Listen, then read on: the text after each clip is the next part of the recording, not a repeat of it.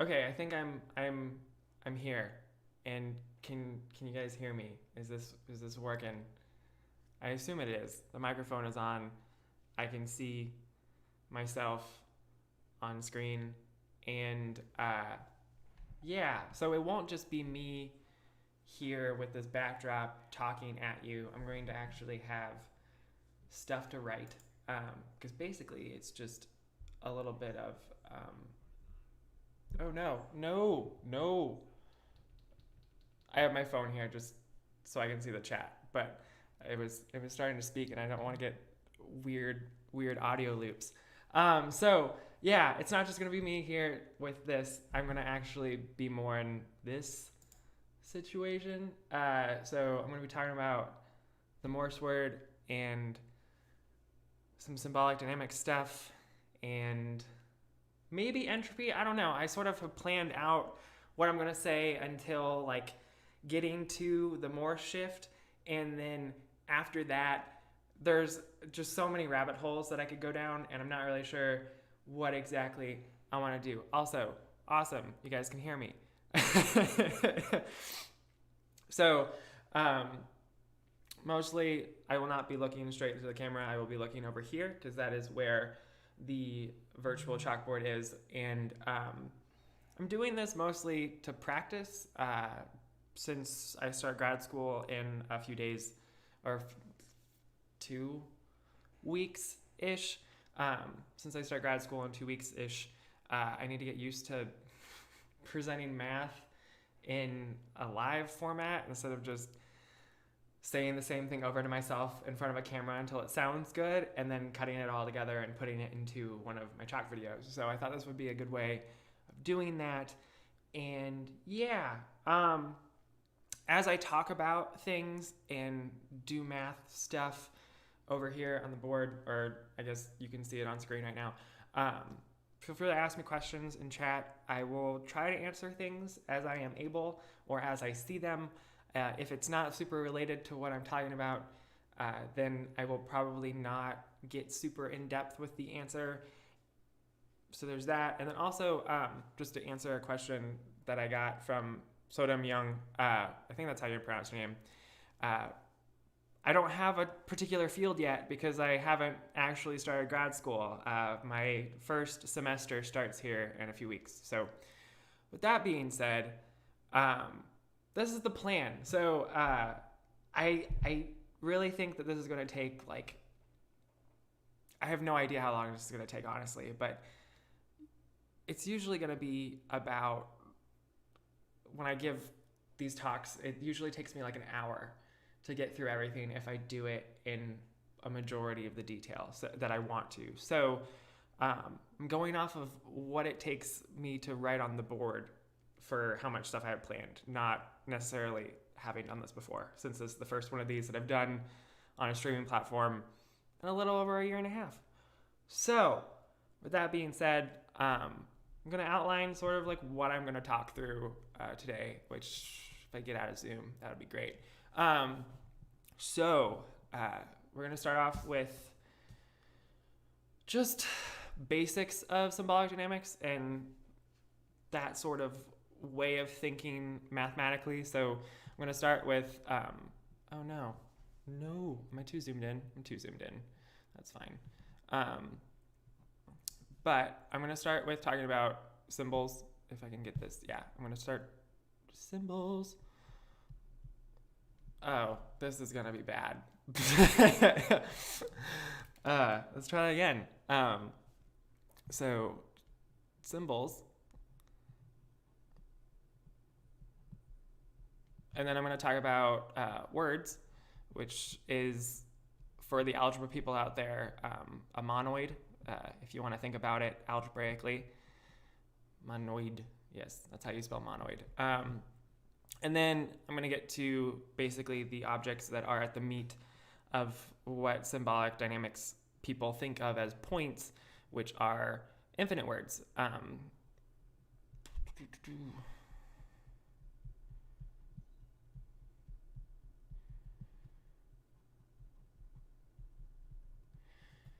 And so once we get to infinite words, it's going to be really helpful to talk about how distance is determined between those, because there's a lot of different ways to develop the idea of a shift space. And most of the time, people just jump straight to like, this is the shift space. Also, by the way, it's closed. But no one ever really talks about what closure means right out the gate. So introducing the idea of distance is going to give us an idea of like what that means right out the gate. And then from there, I can start talking about shift spaces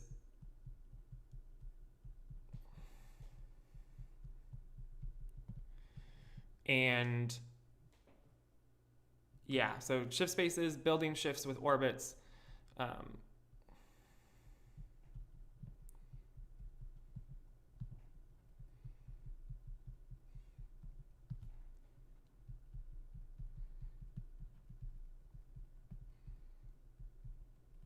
And then finally, like what the Morse word is and all of the Morse things. So Morse stuff, we're just gonna say Morse stuff. So yes, that's like the basic outline for things that I had planned to talk about. And then I wanted to talk about entropy as well. So seeing how this goes, and when I get there, we'll get there. So first off, I'm just gonna switch some things around really quick.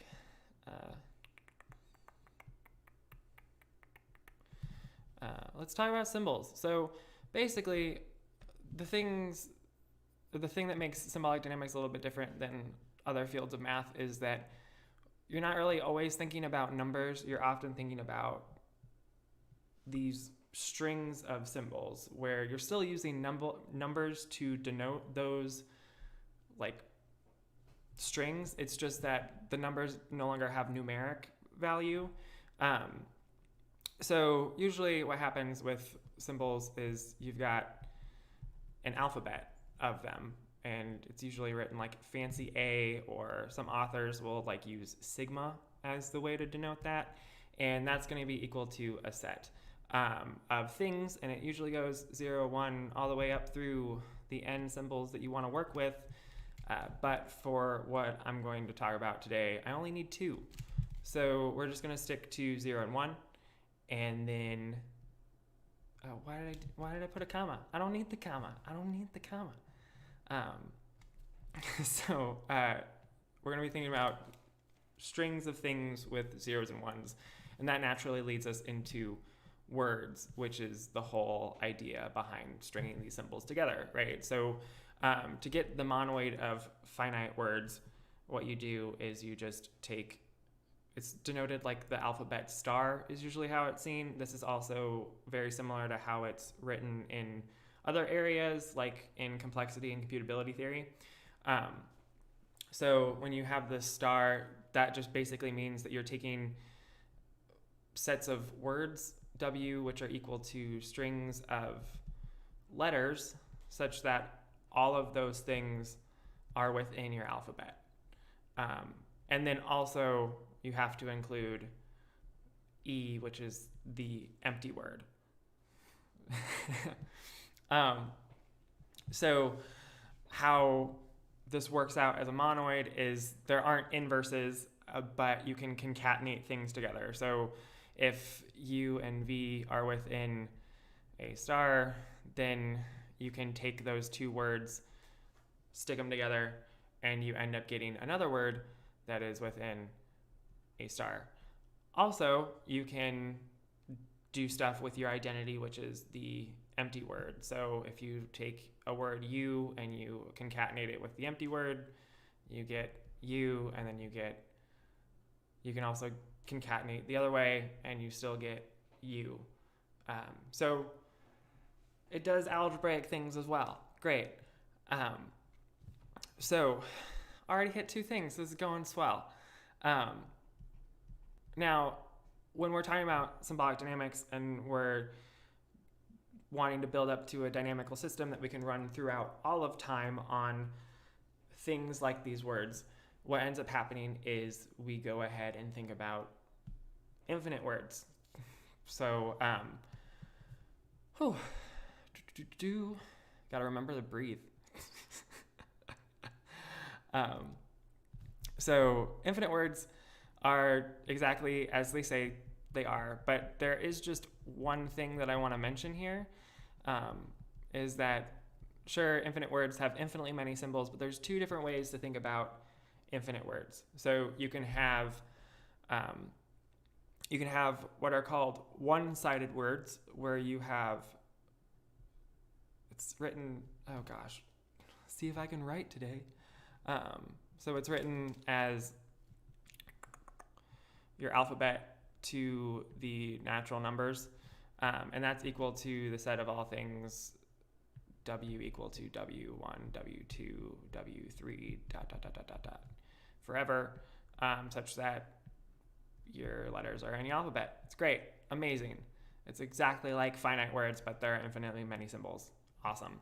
The other type of infinite word that you might be interested in, and honestly, for me, makes things easier to talk about from a symbolic dynamics perspective, is bi-infinite words. Excuse me. Which is where you've got stuff like this, where you've got the fancy A to the integers, which is essentially the same thing. It's just, it looks a lot different. This also throws a lot of people off the first time they see it, if they haven't seen it before.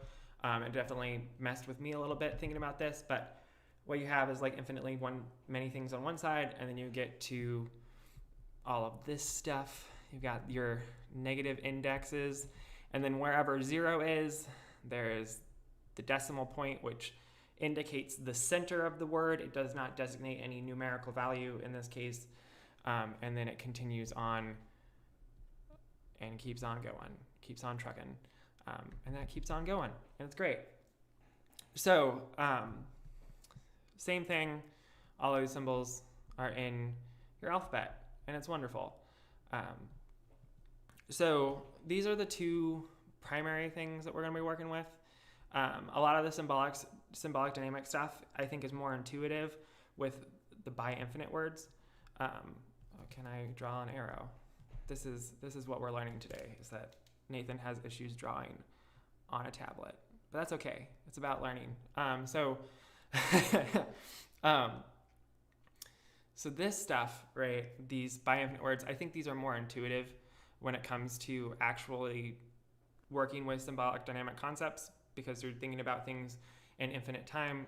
Let me finish writing intuitive before I go off on that tangent. So when you're thinking about things going on for an infinite amount of time, a lot of times dynamicists also want to look at pre-images of things, and if you're working with one-sided words as the basis of points in your dynamical system, as you move through your one-sided word, you can lose information. We'll see why that is here in a second. But with a bi-infinite word, you never lose information. You just sometimes push that information further out from this center thing here. So that being said, I think that's all I wanted to say about infinite words. I know I basically rambled on, and this is very like introductory level stuff when it comes to symbolic dynamics. I don't know if anyone has any questions. Again, just feel free to at me in the chat, and we can go through that. But otherwise, I'm just going to keep going and talking about shift spaces. Or, well, not shift spaces. I have to talk about distance. Work with the outline. So distance is a really fun thing to think about because it throws a lot of people off, but it's actually just basically the same thing as how we work with distance usually. It's just we're not being as precise with it, if that makes sense. I'll explain what that means here in a second too. So let's go to distance. Let's talk about distance. So what do I want to call this? Let's just say distance. We're just going to talk about distance. Oh, that's not a great color. It's not a great color. Let's try a different color. Let's make this a little bit brighter. Okay. Distance. That's a little bit better. For infinite words.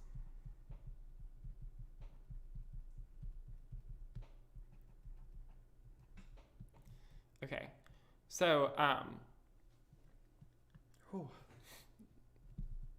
when you take two words, so let's say you have X and Y within your by infinite words list, you can do the same thing with one-sided words as well. And we can go ahead and write those out as like x negative 3, x negative 2, x negative 1, x 0, decimal point, x1, x2, and y is equal to y 3, decimal point.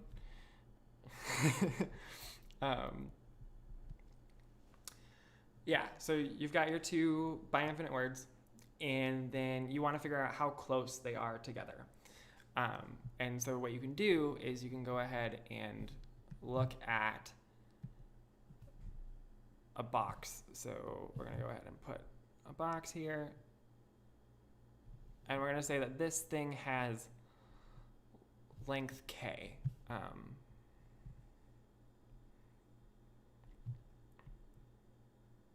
Well, I guess I'm just doing it with the line tool. Okay, so this thing has length k, and that k is going to represent, where am I going?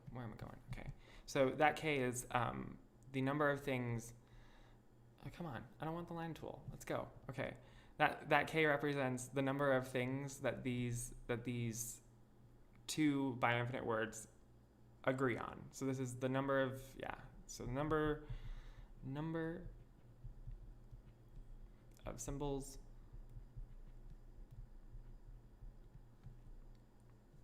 I guess symmetric at the center.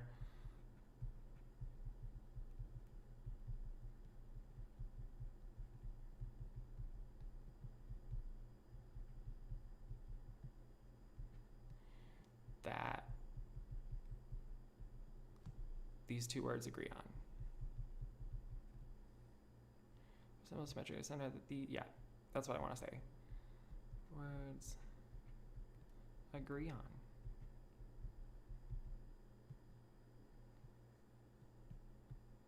Oh, just ran out of space.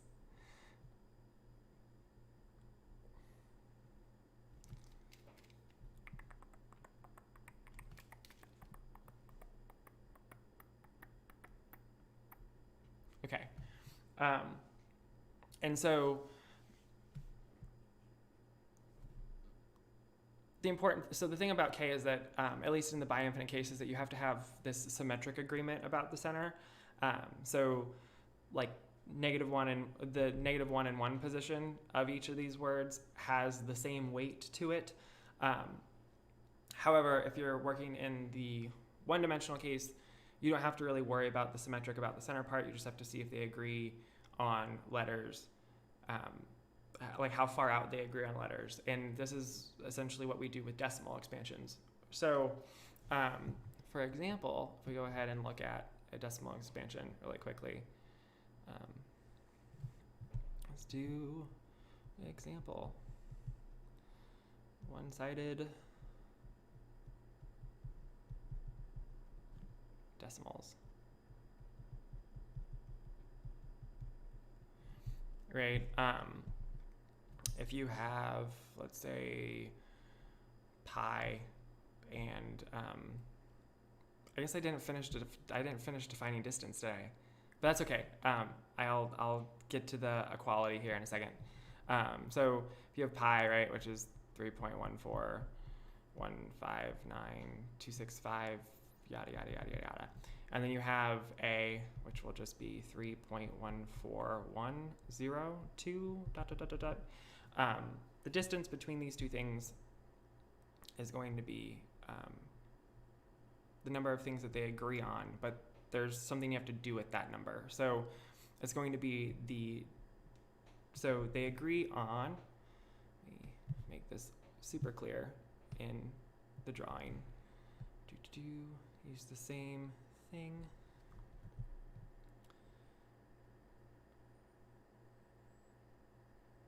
Right, so they agree on the first 4 positions.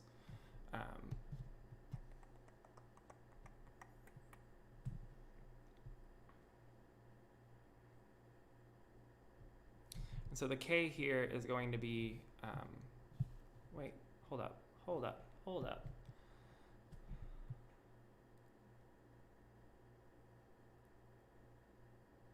There we go. Okay, cool, got it. So the k here is going to be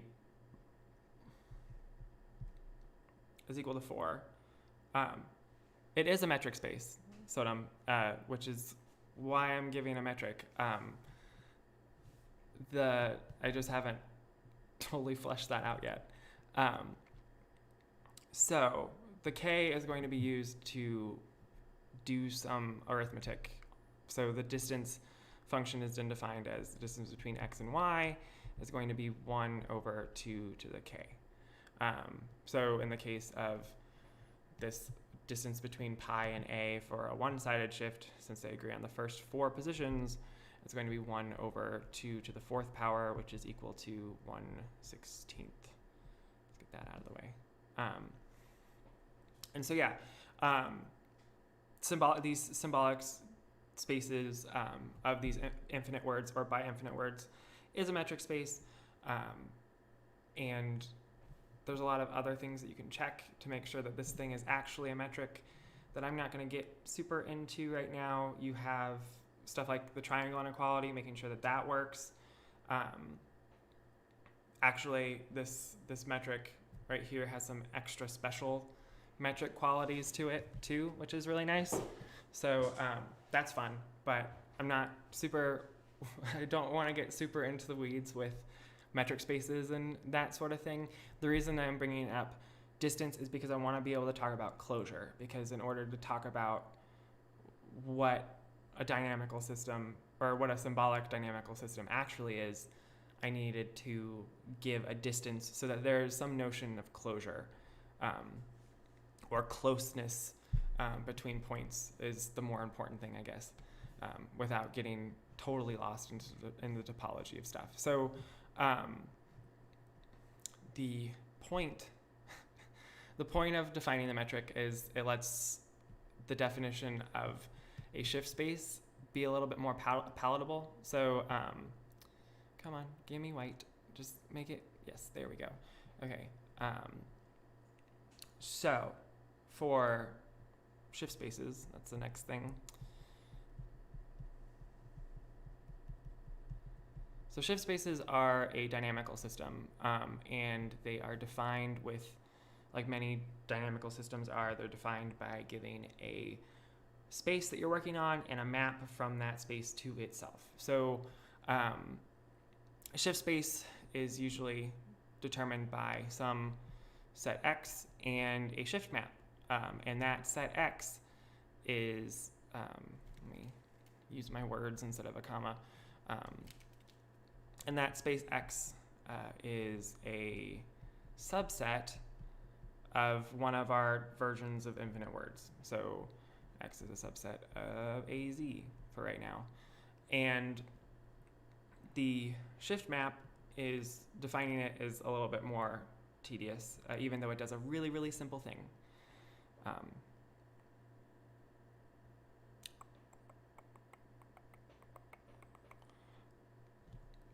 Okay, I'm gonna pause because I have questions and I haven't looked at chat in a second. So before I get into what that is, so the reason for, let's start with Andre. So the reason for 1 over 2 to the k being like the distance that is chosen, there are actually like a lot of different equivalent metrics. This is the particular one that I want to use. So let's see. So what defining it this way does for us is it makes sure that we're able to get an idea of distance without relying on the numerical quality of the numbers that are being used as symbols in this particular case. Also, distance can be 1. So 1 is like the furthest apart that any 2 points can be, which is kind of nice. There are a lot of different ways to think about this visually. I And I actually have a few other videos out there on the channel that talk about this from a more visual perspective, but I think that would be, I think I would go way too far down the rabbit hole if I just recreated one of my videos in this live stream. And then also for X News, I don't know if that's how you pronounce your username, but this is not about tensors. This is about symbolic dynamics. So I actually have not ever talked about tensors in like this is a class about tensors kind of way. It's always come up in passing, and I still don't 100% know what they are, which is great. I should have probably taken more physics in college, or just spent more time on physics when I had time. But anyway, back to the idea of a shift space. So a shift space is going to be a pairing of a set of points and a map, like most dynamical systems are. And so in this particular case, our space of points is going to be a subset of one of our by infinite words lists. So just these things right here, right? And the shift map is going to do a very simple thing, but it takes forever to write out what it does. So I'm gonna go ahead and do that. So if you have sigma, well, I guess it's gonna be easier if I don't write this in function form, if I write it in like a more categorical way. So if you have a point x that is equal to x -3, x -2, x -1, x 0, x 1, x 2, ... and you've got the center. What the shift map does is it moves the center, and that's all it does. It's pretty straightforward. This takes a while to write out all the time. Oh, excuse me, man. I guess I'm doing the left shift. I don't know. It's weird because if your frame of reference is the symbols in the word, then how I've defined the shift map here is a left shift. But then if you take the point of view of the center, then it's the right shift. But it's fine because the left, however you define the left shift and the right shift, the left shift is the inverse of the right shift. So you can just go back, going backwards gives you the inverse image. And so this is one of those cases where it's really nice to use. Oh, that's not what I wanted. I wanted sigma of x. So yeah, so this is one of those cases where it's really nice to use by infinite words, because if you do use just one-sided words, when you go ahead and use the shift map, you're actually losing information. So for example, let's just do a short example. That'll make this more visual, or more, I guess, explanatory. Going magenta. If you have, let's say, oh, that's a really dark color. That's, yeah. Let me just, this live stream has become me complaining about colors available to me, even though all of them are, and I just haven't been able to create one that I want. So if you have some point, which is just like, I guess A would be equal to, and we're doing a one-sided point in this case. Let's just do 0, 1, 2. Oh, well, I said I would stick to 0 and 1, so I won't use 3 symbols because let's keep it consistent. So we have 0, 1, 1, 1, 0, 0, 0, 0, 0, 1, 0, ... The shift of A is going to be 1, 1, 1, 0, 0, 0, 0, 0, 1, 0, all this other stuff. So we lost information about the first symbol in the infinite word A. And so when you go ahead and try to go backwards with the shift map, you end up gaining an orbit if I haven't explained what an orbit is yet, but you end up gaining another point if you are on an alphabet of 2 symbols. And you're working with the full shift. There's a lot of caveats here. It's kind of weird to explain this without much context. So if we're assuming that all words are allowed and everything's fine with putting a 0 or 1 out in front, you can get 0, 1, 1, 1, 0, 0, 0, 0, 0, 1, 0, or 1, 1, 1, 1, 0, 0, 0, 0, 0, 1, 0. And then those continue on infinitely because they're infinite words. So in this case, I would say that it's easier to think about the shift map when you're in the bi-infinite case because you don't have to worry about losing information, and the pre-image then is just bijective because you don't gain anything when you go backwards. So so far, I guess like with this example too, we're making some assumptions about what x is, right? So we're making some assumptions about x, but you don't need a lot of things from x, but you do need a few things for x and with the shift map to make sense as a shift space. So the first thing that you need, the first thing that you need is you need shift invariance.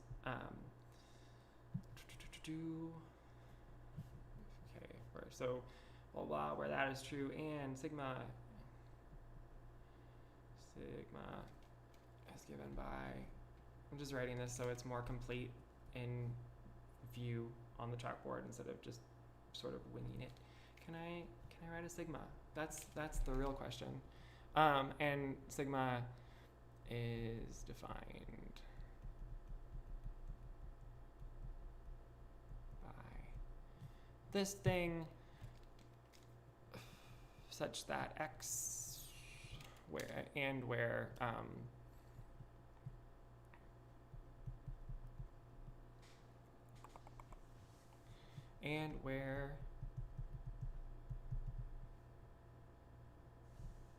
let's see, and where x, yeah, that's what I want to talk about. X has the following properties.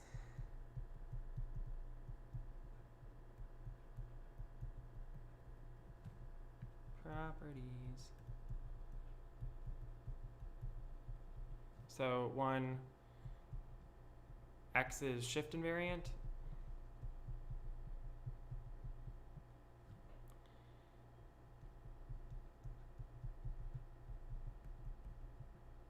And 2, x is closed.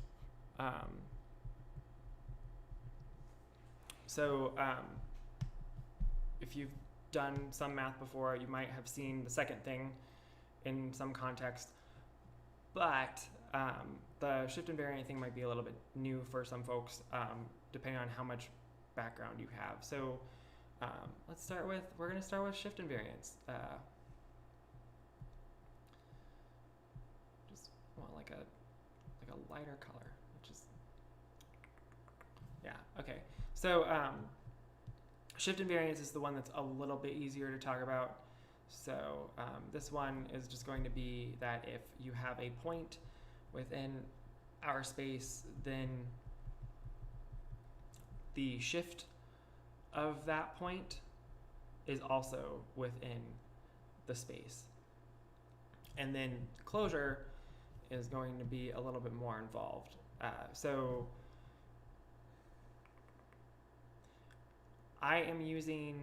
Currently I'm using Autodesk Sketchbook, which is a free digital art program, and it's also what I used to make the thumbnail for this video, which I'll just put on screen really quick for the heck of it. So it's what I used to make this, which was a lot of fun to put together. I just sat down and was like, I need to practice writing on screen, so I made this. But it is Autodesk Sketchbook. It's a free program. It's pretty cool. But yeah. Anyway, so closure. It's a little bit more involved. So, okay. So closure means that we're, oh no. Let's see, can I get this to work? Ooh. Come on. My pen is now stuck on the wrong side of the screen. Okay, there we go. Okay, cool. So let me see if I can finish the closure explanation this time. So closure means that limit points, so limit points exist. And so I guess the distance-oriented way of thinking about that is if y is some bi-infinite word, or infinite word for that matter, is such that there exists an x within your space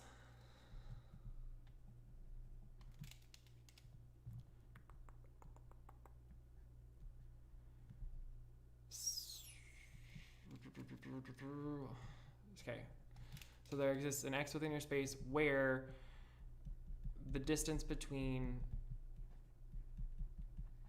it can be made arbitrarily small, or is arbitrarily small. I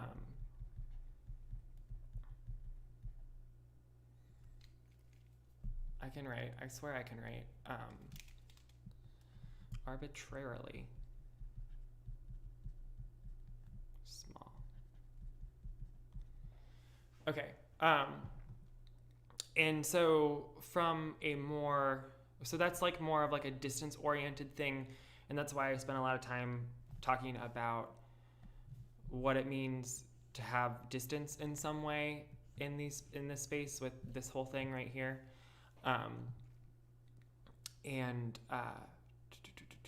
What did I want to say after that? There's something that naturally followed that. I'm just losing my mind over here. It's great. So that's the distance-oriented way of thinking about closure. But what that means from a more analysis-based point of view, which is also very distance-oriented, but it's more about like sequencing and things like that. You can construct a sequence of points that converges to it. So what I mean by that is that there exists some x. I want to do it the fancy way, don't I? There exists some sequence of a's, I want to say ai, such that I is within the natural numbers, which is a subset of the space that you're working in, or the space that you want to have a dynamical system on with the shift map, such that the limit as n goes to arrows, infinity of these ai is equal to y, and so again, like limits are like a distance oriented thing, right? So the mechanic behind what this limit is doing is actually this whole, let me change color and do another parenthetical inside the parenthetical, because that's where we're at right now. The thing that's operating within this limit is the whole d of xy. No. D of xy is equal to 1 over 2 to the k, where k is that whole, how big of a block can you put symmetrically across the center such that those 2 points agree on all of the symbols that are contained in that block. So closure is a little bit grosser. To give more of an intuitive example of what is not a shift space, so a non-example, I guess, would be a better way of putting that. We go non-example.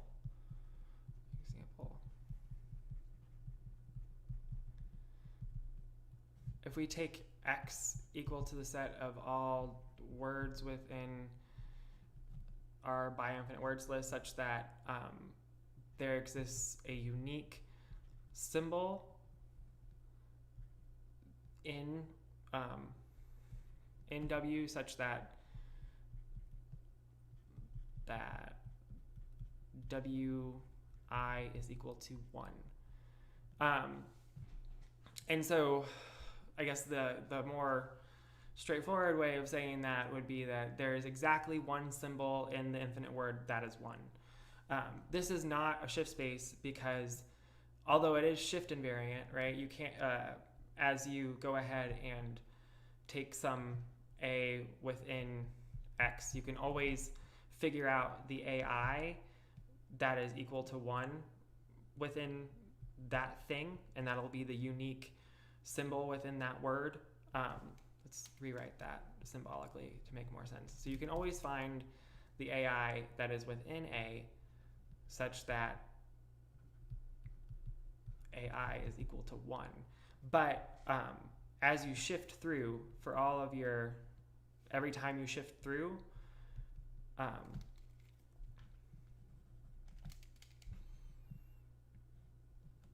we're gonna have the 1 for that particular point in the space be at a sub I plus k, right? Did I define it so that we're shifting things forward? Is that how I did it? I think that's how I did it. Oh, no, I did it so that we're shifting things back. Okay, that's fine. So yeah, I defined the shift map so that things are shifted backwards. So that's fine. It still works out the same way. So when you shift by k, the point A that has the 1 at this ith index of symbols in A, then you're going to have a 1 has tense disparity between what I'm saying and what is being written. Okay, so that shifted thing has a 1 at, what is it going to be? It's going to be a sub I minus k, because I defined the shift map as going backwards. And since we're in the bi-infinite space, we're taking words from the bi-infinite space that have exactly 1, 1. This is defined for all k. So that's equal to 1. However, you can construct a sequence of points that gets arbitrarily close to that particular, or that gets, oh my gosh, ooh. Okay, I think I'm good. So the thing that's cool about this is that even though you can always find where the 1 is after you shift so many times, which implies that you're shift invariant, you are not closed, because we can construct a list of points that gets infinitely close to the constant word of just zeros. So how we do this is we go ahead and just pick some an a with an x, and then we construct. That is not how you spell construct. Construct the sequence a sub, I don't want to use a because I keep saying a, and I think that's getting confusing. I assume it's getting confusing. So we're going to construct b sub I such that I is a natural number because this is a sequence, and that b sub I is equal to the shift to the ith power of a. So as you move through the sequence, you just shift a over once each time, and that's going to push the wherever this 1 is. Wherever this 1 is, it's this sequence just pushes that 1 further and further out from the center of the word, till the distance between, and so the distance between the constant word of 0 and the, like, as you go out further and further into the sequence is going to be small. So we can say something like the limit as I goes to infinity of b sub I is equal to 0 to the and I don't think I've used this notation yet. Let's see, have I done this yet? No, I have not. Okay. Also, like, this is actually looking sort of decent. I thought this was going to look terrible, but I'm actually pretty proud of my handwriting right now. Anyway, so the limit is going to get you all the way to the 0 to the infinity thing, which just means that you're working with stuff where you've got zeros everywhere. Yeah. Awesome. So that's an example of a space that is not shift invariant, and so we wouldn't say that it is a shift space. There are a lot of different ways to construct shift spaces, and the one that I wanted to talk about was building shifts with orbits. But before I jump into orbits, I just also want to mention a very common way of, ooh, that's not what I want to do. I wanted to drag. Okay. Do I want to wall this off? I think I should wall this off. Let's do that. Let's do some lines before I get ahead of myself so that everything is sort of organized. Whew. Do.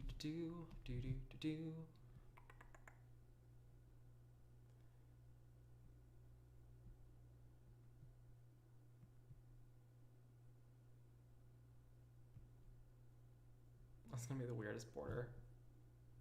Okay, cool.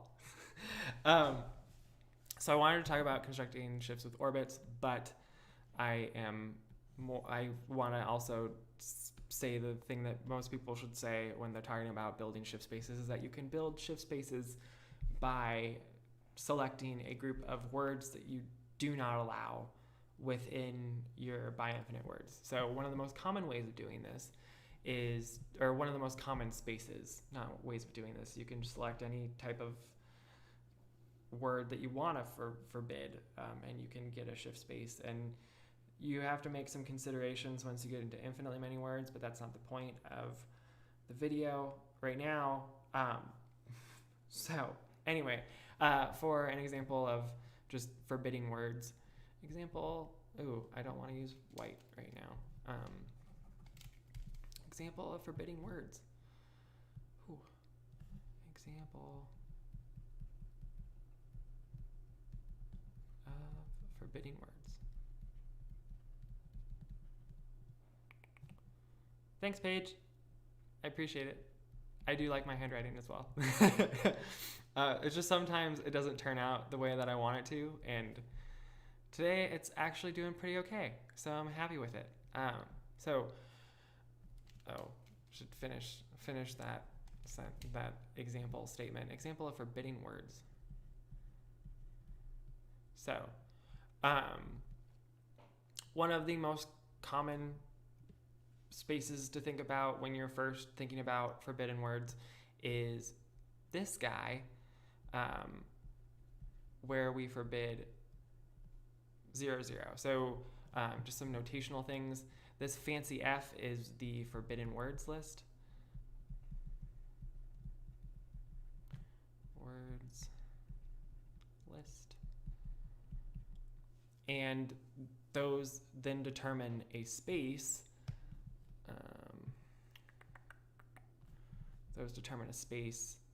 Ooh, I want to go up so that I have more room. So those determine a space X sub this fancy F, which is the space of all words within your infinite words list, either bi-infinite or one-sided, such that 0, 0 is not a subword of W. I should have been using this notation earlier. Should have done it. It would have made things so much more clear earlier. Okay. that triangle thing means subword. So this is the subword. So for example, if we have 0, 0, 1, 0, 0, 0, then we can look at like 0, 1, 0. So 0, 1, 0 is a subword of 0, 0, 1, 0, 0, 0. And so I'm just going to put that there because I think that was important to mention, and I should go back and just be like, you know, here when I was being like within stuff, those should have been these subword things. Oh, that was actually a space statement. So this one should be a subword, and this, yeah, I think it was just that one. And then this one should have been there's a unique subword. Anyway, look at me getting sidetracked. Anyway, so yeah, so you can construct spaces like that. If your list of words is infinite, then you have to also do the orbit construction that we're going to get to in a second. But the last thing I want to mention about forbidden words lists, especially finite ones, is finite forbidden words lists have a special property in that they're shifts of finite type, which means that they determine shift spaces where they have a graph presentation. There's a lot of things that should be proven in like the last 3 sentences that I just said. I'm not going to get super deep into it because, again, the goal is to talk about the Morse word, and I'm still like building machinery from like a math point of view. So I'm not going to get too deep into it. But for this particular space, this word 0, 0 is forbidden. This space is called the golden mean shift. So let me match some colors here so it makes sense. Makes a little bit more sense. So XF is the golden mean shift.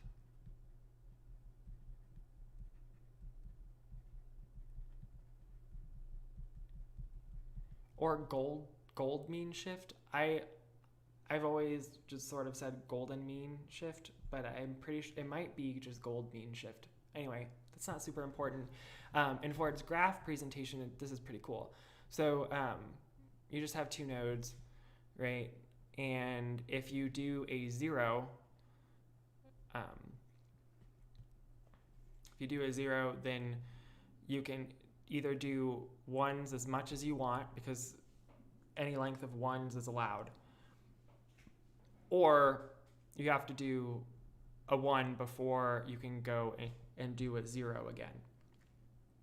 And so this is a graph G, and then you can also generate a space from G where you have like X sub G, which is the shift defined by the directed graph, which is just in this case the same one that is defined by the forbidden words list. Yeah, that's a rabbit hole that we will revisit if I talk about entropy. I don't know, how long have I been? I feel like I've been talking for a while now. Feels like it's been a while. Let me see, just for the heck of it. It has been, okay. It's been a while. Solid. I'm just chatting away. Okay. All right, so that's an example of a graph presentation of a shift.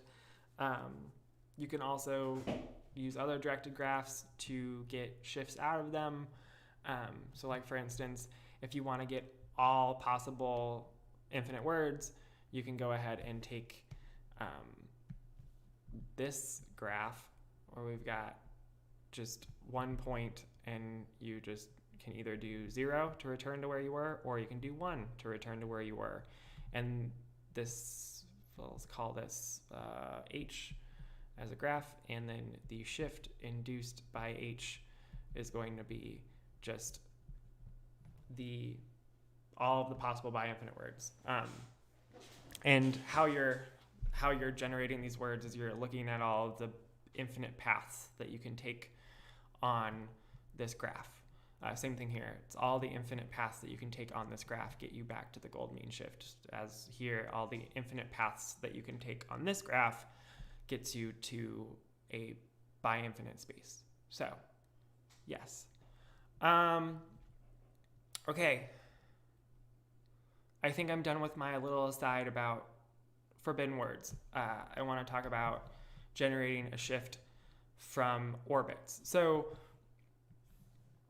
if we go back to what you need of a shift space in order for a shift space to, what you need from a space for a shift to actually be a shift space, one of the things that you can think about when you want to construct a shift space is, well, how can I force this space to be a shift space? And in order to do that, you need to force that you have shift invariance and you have the closed property. So one of the ways that you can do this is you can do it with orbits. And the way that you do this is you go ahead and say, okay, let me get a new header in there, constructing.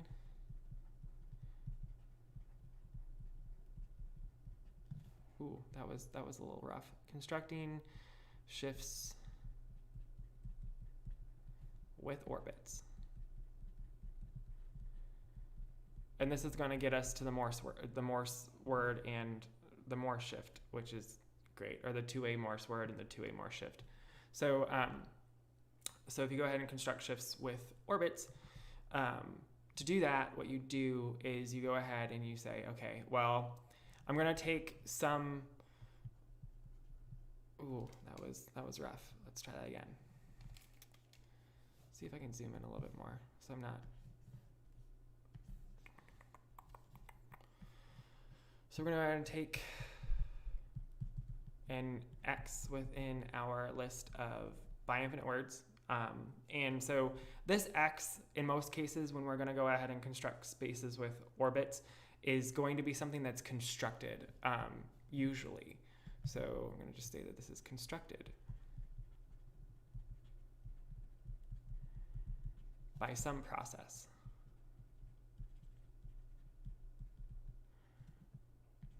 Possibly infinite process, because it's math. Process. And after you take that thing, what you're going to do is you're going to go ahead and take its orbit. Take the orbit.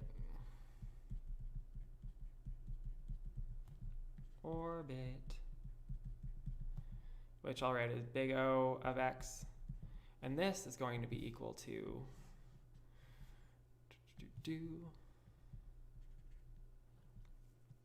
the set of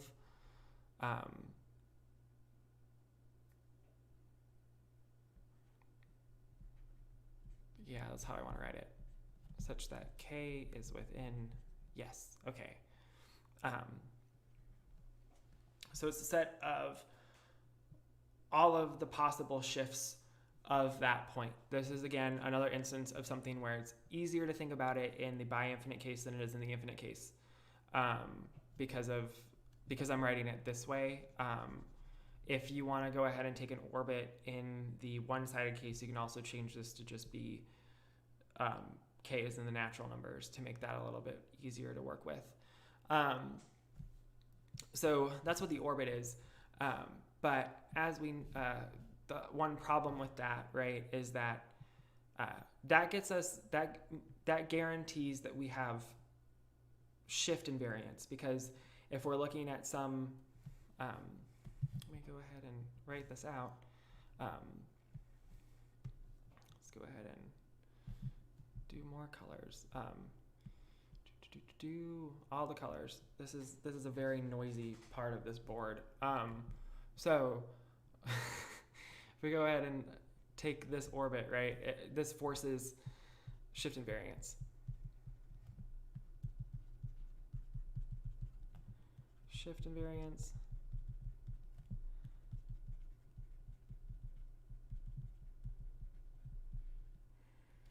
Ooh, let's try that again.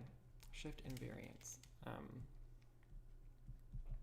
And the good thing about that, right, is that, or rather, like, the reason why that is so natural here is because anything that you take that is in that orbit is just a shift of something else that is in the orbit. So you can always, if you start somewhere and you have a target within the orbit, you can always just shift over to that place. But it doesn't force closure, right? And we can just see that because if we go ahead and move back over to this non-example, right? If we take the space X where we have a unique symbol that is 1, that's actually just the orbit of a point that just has exactly 1, 1 in it. And so this whole thing right here is an example of an orbit that isn't closed. So so to fix that, right, we can go ahead and take the closure of the orbit. And so to get a space, to get a shift space, let's see, let's do some deep red for the exception, right? So because this is the noisiest part of the board and I have already used 3 colors, or it's add a 4th one, but this does not grant, because guarantee is a hard word to spell. This does not grant closure of your orbit, of the orbit.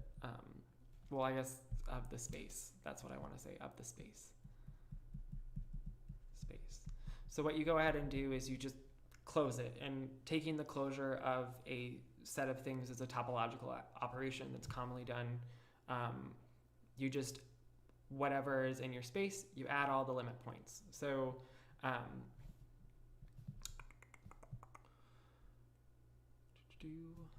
does not grant closure of the space. This does not grant closure of the space. I'm just gonna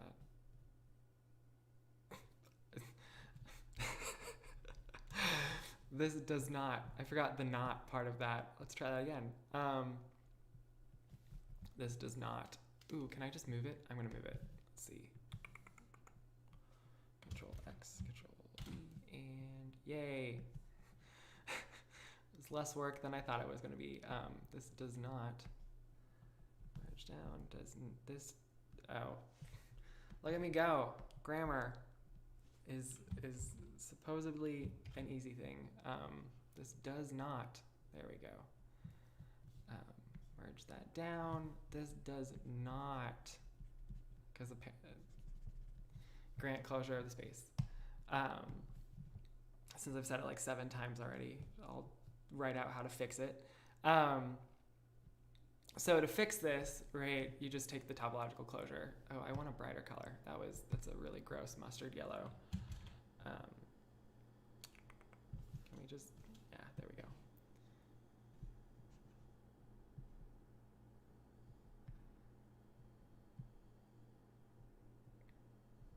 It's as good as it's gonna get. I mean, I could fix it, but I need to write this down because I've said it like 7 times and I need to just write it down to fix this.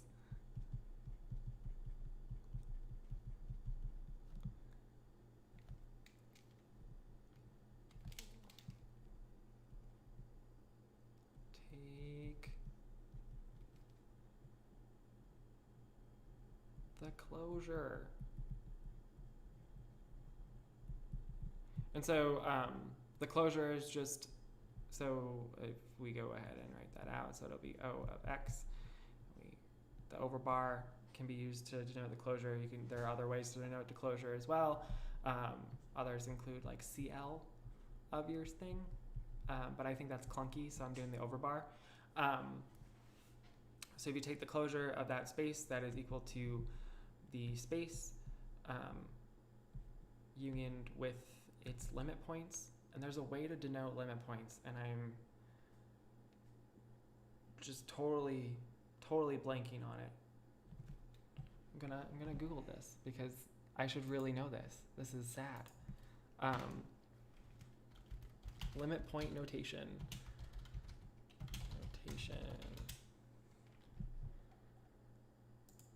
do blah blah blah blah.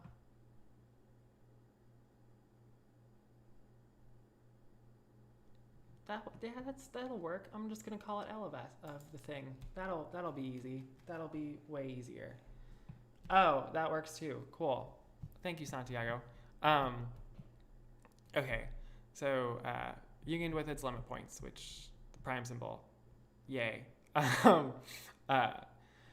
There's also you can also do this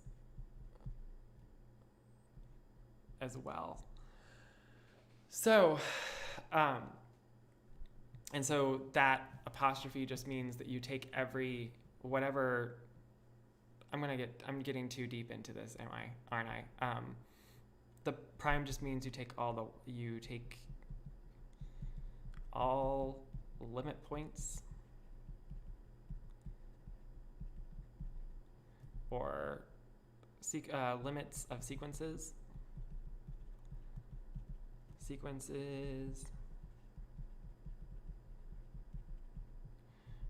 constructed from points in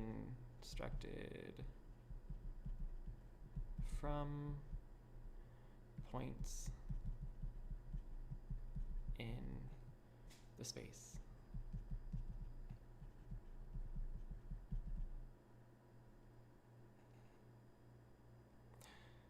So, I guess, oh gosh. So symbolic dynamics sort of falls at the border of like 3 different areas. So when you start talking about like what I'm working with here, we're doing a little bit like with the whole like constructing shifts. The primary worry is about making sure the topological properties are all okay. Dynamical systems is another way to sort of orient yourself when you're thinking about symbolic dynamic things like Matthews just mentioned. So because things like entropy or mixing properties and all of that stuff can be talked about with these dynamical systems. There's also a lot of connections to fractal geometry as well. And if you want to get like really fancy with how you're constructing your spaces, you can do some statistical dynamics with these sorts of spaces. So as like a mathematical object, I would say that they fall more in the field of dynamical systems, but there is a lot of different types of math you can pull in to work with these things. So I hope that answers your question, Paige. Could we use the closure of orbit to partition the shift space? Partition the shift space. Let's see. Could you use closure of orbits to partition the shift space? No, because those the sets that you would want to be partitions wouldn't necessarily be disjoint, I think. I think it's possible to have 2 distinct points that have the same.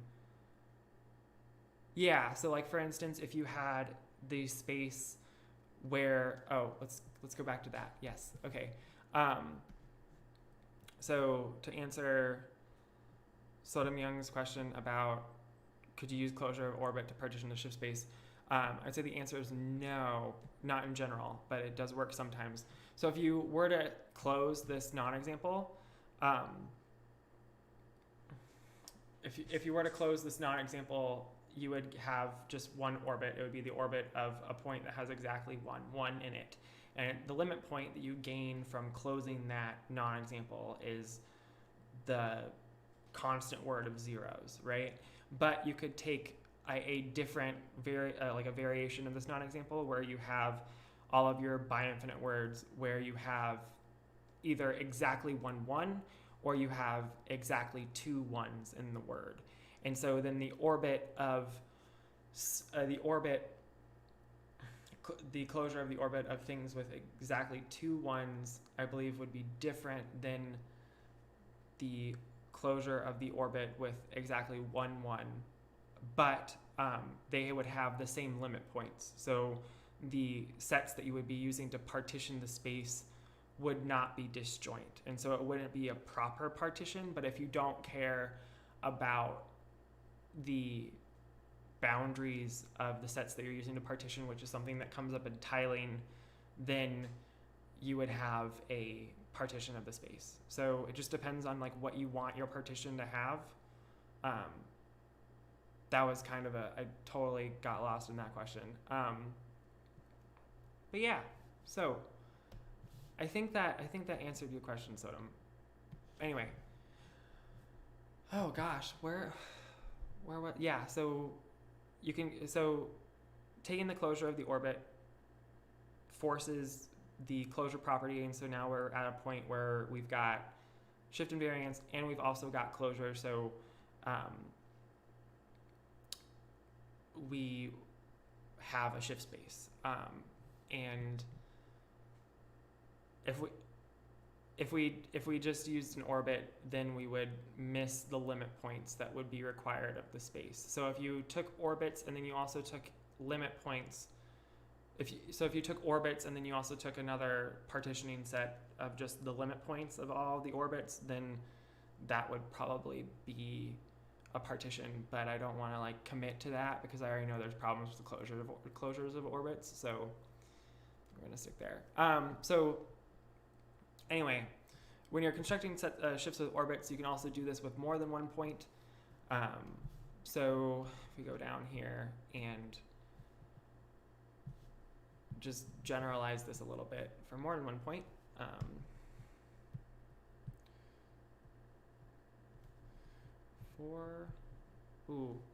That was a mess.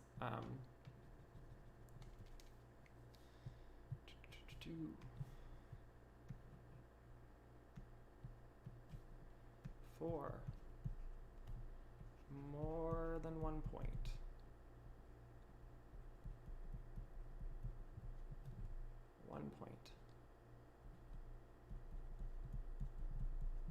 What we can go ahead and do is we go ahead and just take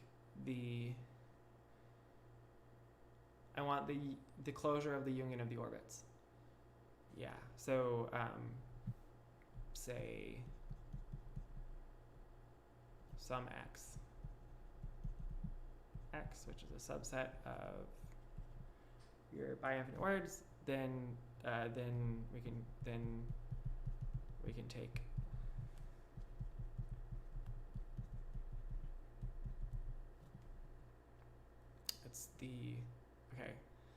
it's the union I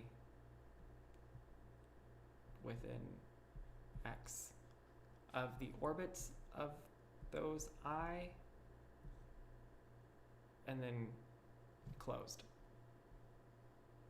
Yeah, it's kind of a mess to write out like that, but you can do this with more than one point. It's pretty easy to do, and that's actually sort of what you do when you are working with forbidden words lists that are infinite in size. You do this whole like closure thing that essentially just closes all of the orbits in the set, because the forbidden words list is already shift invariant. It's just that it might not be closed. So yeah, that is a thing. And I think I have enough stuff to start talking about constructing the Morse shift. So yeah, I think I've got enough stuff. Wow, that was a lot of color there. That was lots of stuff going on over there. Okay, so the Morse shift. We're going to talk about the 2A Morse word. Finally, it just took me a little over an hour to get there.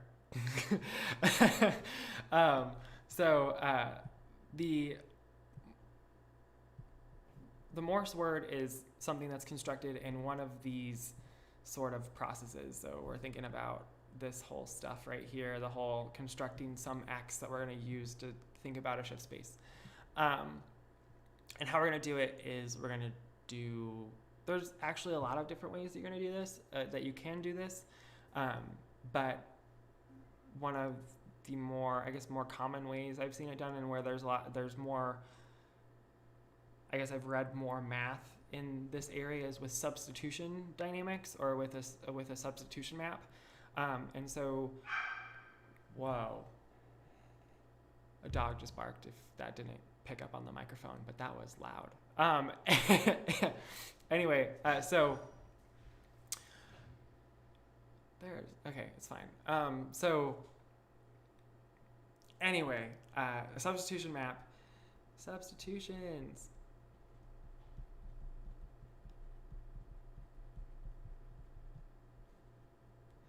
So I'm going to zoom in. Ooh. So substitutions, and substitutable / substitution maps.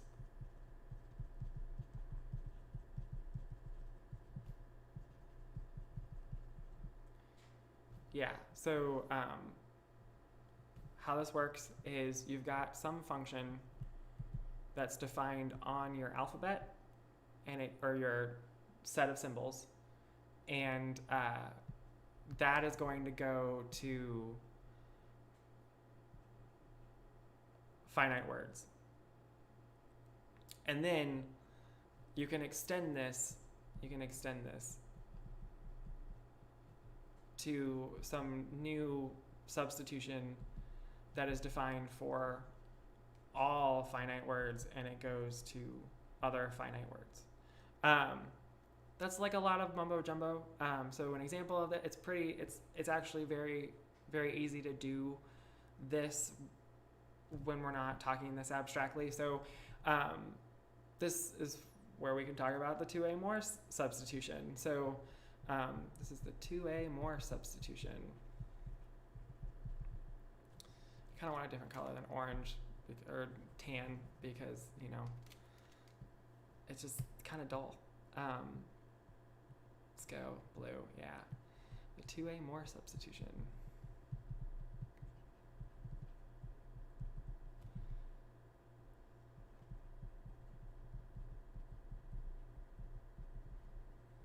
And before I define that, I guess the last thing I want to say about this extension thing is that you can then do like a limiting property. You can do a limiting property as n goes to infinity of fn on your alphabet to get to infinite words. Oh, that's an ugly way of writing that. This is a terrible way of writing what I just said, but that is what I just said. You can do a limiting process by applying the substitution infinitely many times on your set of symbols, and that will generate a subset of your infinite words list. And so substitutions, actually, it's a lot easier to think about things being one-sided, but there is a natural way to sort of shift that idea into things being two-sided. But I'm not going to super worry about the distinction there a ton. But with that, so that's sort of the plan for constructing these words.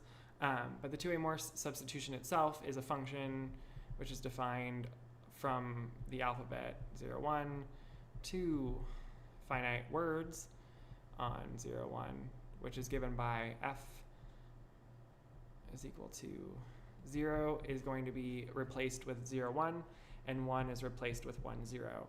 And the extension to other finite words is natural, so I usually won't write the apostrophe, but you can take, so f prime of, say, 0, 0 is just equal to f of 0, f of 0. So the extension is applied symbol-wise, and that will give you 0, 1, 0, 1. As you complete this limiting process, this is, I don't know why I put an arrow there.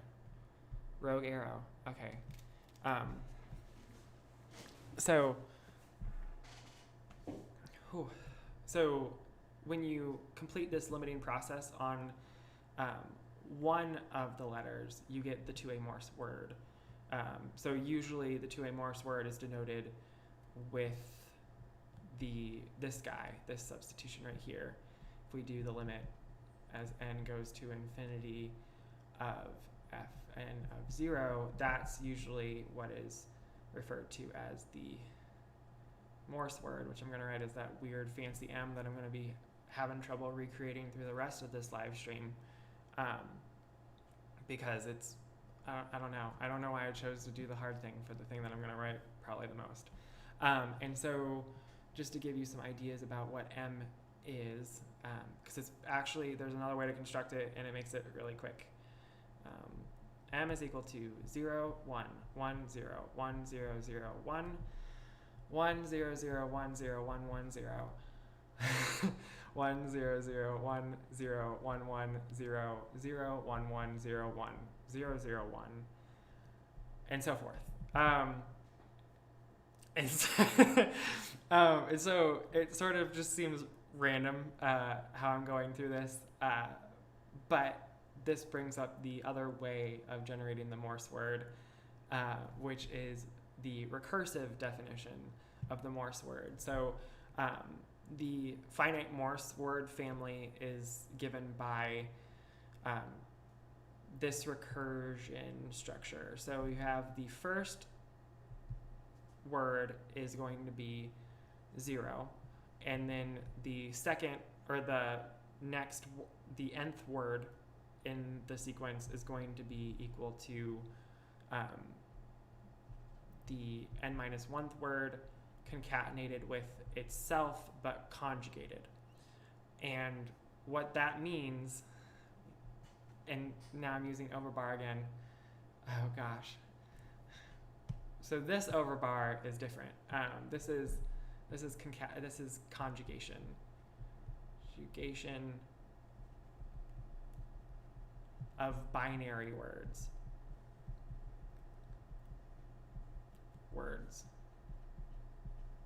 And the binary part of it is really important because in alphabets with more than 2 symbols, conjugation can be, or different conjugation-like maps can be constructed using different permutations or different swappings of the symbols available in that thing.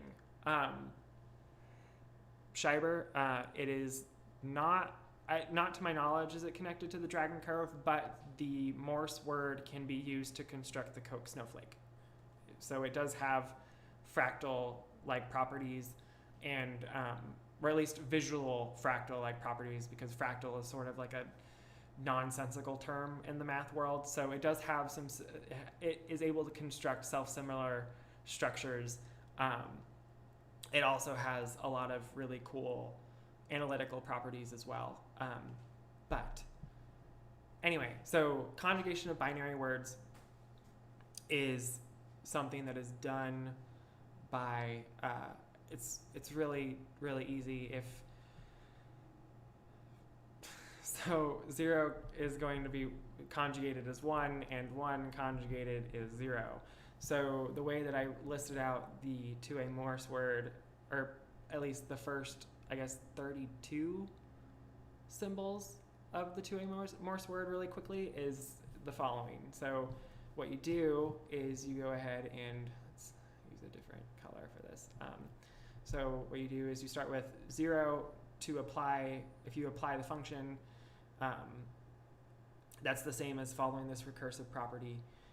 So you just look at what you had before, and then you conjugate it, and then you look at what you had before, and then you conjugate that, and then you look at what you had before, and you conjugate, and then you look at what you had before, and then you conjugate that, 0, 1, 1, 0, and then you look at what you had before, and you conjugate 0, 0, 1, 0, 1, 1, 0, 0, 1, 1, 0, 1, 0, 0, 1. Yes, I think that's right. Right? Yeah. 1, 1, 0, 0, 1, 1, 0, 1, 0, 2, 2, 2, 2, 2, 2, 2, 2. Yeah. Okay, cool. Did it right both times. Amazing. So that is the quicker way of generating the Morse word.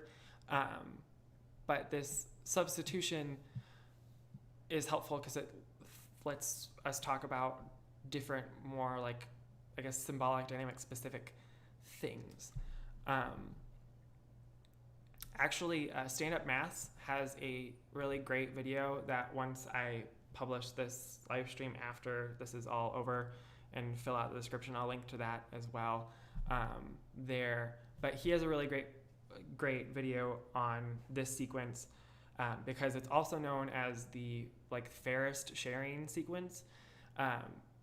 So independent of how the order of things or how valued things are, if you share a group of things according to the sequence, you end up getting to the most equal happiness or contentness amongst a party of two sharing that group of objects.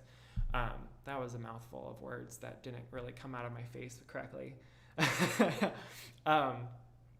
So there's that. It's again, when I was answering a question, I mentioned that it can be used to construct the Koch snowflake, and it also has a really cool property in that it is cube free. So nowhere in the Morse word is there going to be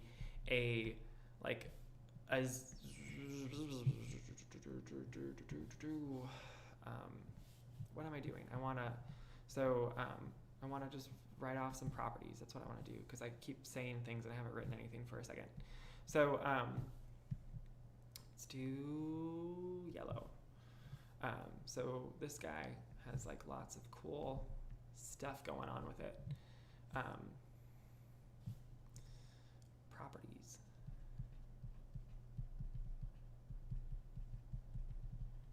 / cool facts that I'm not going to get into depth about because it would take forever to prove some of these things. Some of these things there are whole papers written about them that are several pages long that once upon a time I read for a research project, but don't really want to go back through them right now.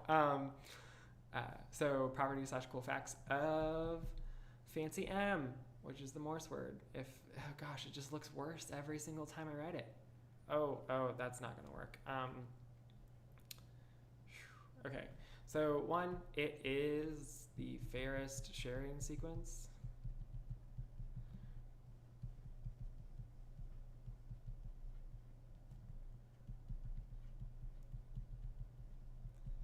And again, Stand Up Maths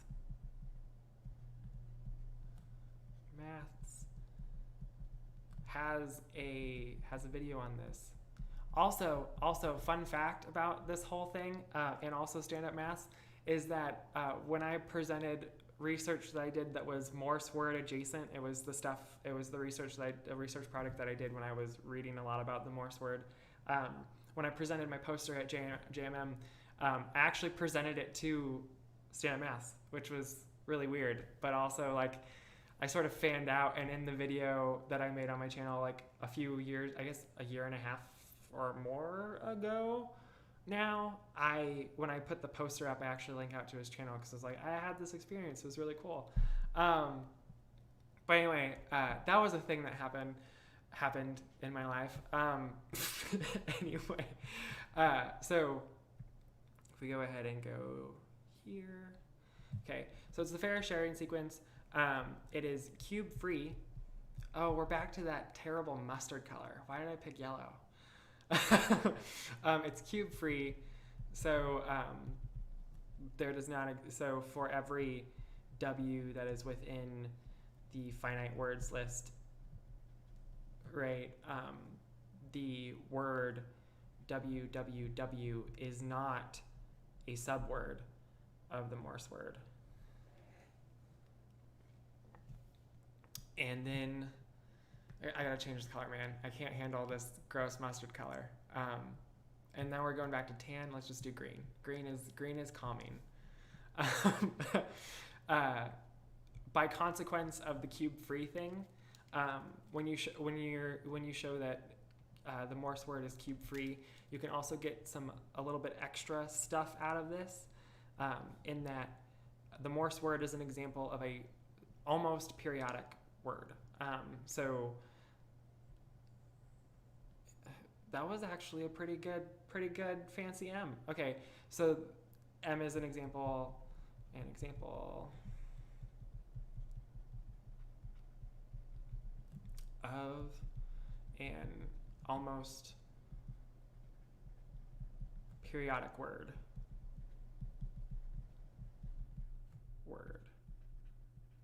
And so what that means is that periodic things, I'm going to break this down because this is cool. Because it's one of, this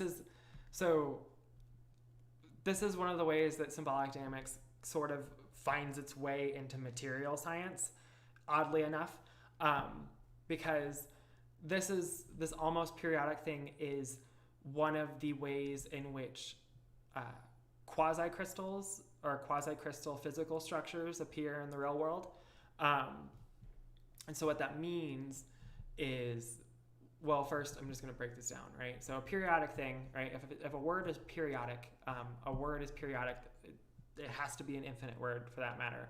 But you can write it in the form of w to the infinity, where that is just equal to w, right? And w just repeats itself over and over and over again. And there is like a length of w, which is equal, let's just say it's n, and that's the period of the word. So, example, if we do 0, 1, 1, 0, 0, 1, because I want to make sure that I don't accidentally write something that is periodic, but also has a smaller period. So you can write it this way, you can also make sure that the size of that word that you're writing it as is the period of the word. So the period of this word right here is n is equal to 6, right? It's pretty straightforward. However, almost periodic things are a lot more complicated, even though they have similar properties. So this almost bit makes things a little bit gross. So what happens with an almost periodic word is you've got, oh gosh, for every word that is a subword of your word A, where A is the almost periodic word,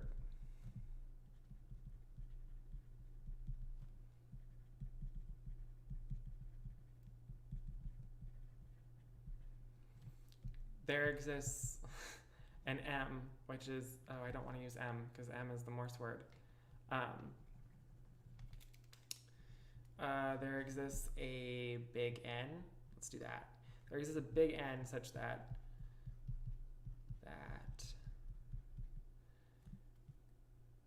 A is equal to, oh gosh, A is equal to, I'm just going to dot some stuff, W, and these gaps, which I'll call B sub I plus 1, such that this happens and B sub I is less than or equal to n. This is also within the natural numbers. Let's do that. Within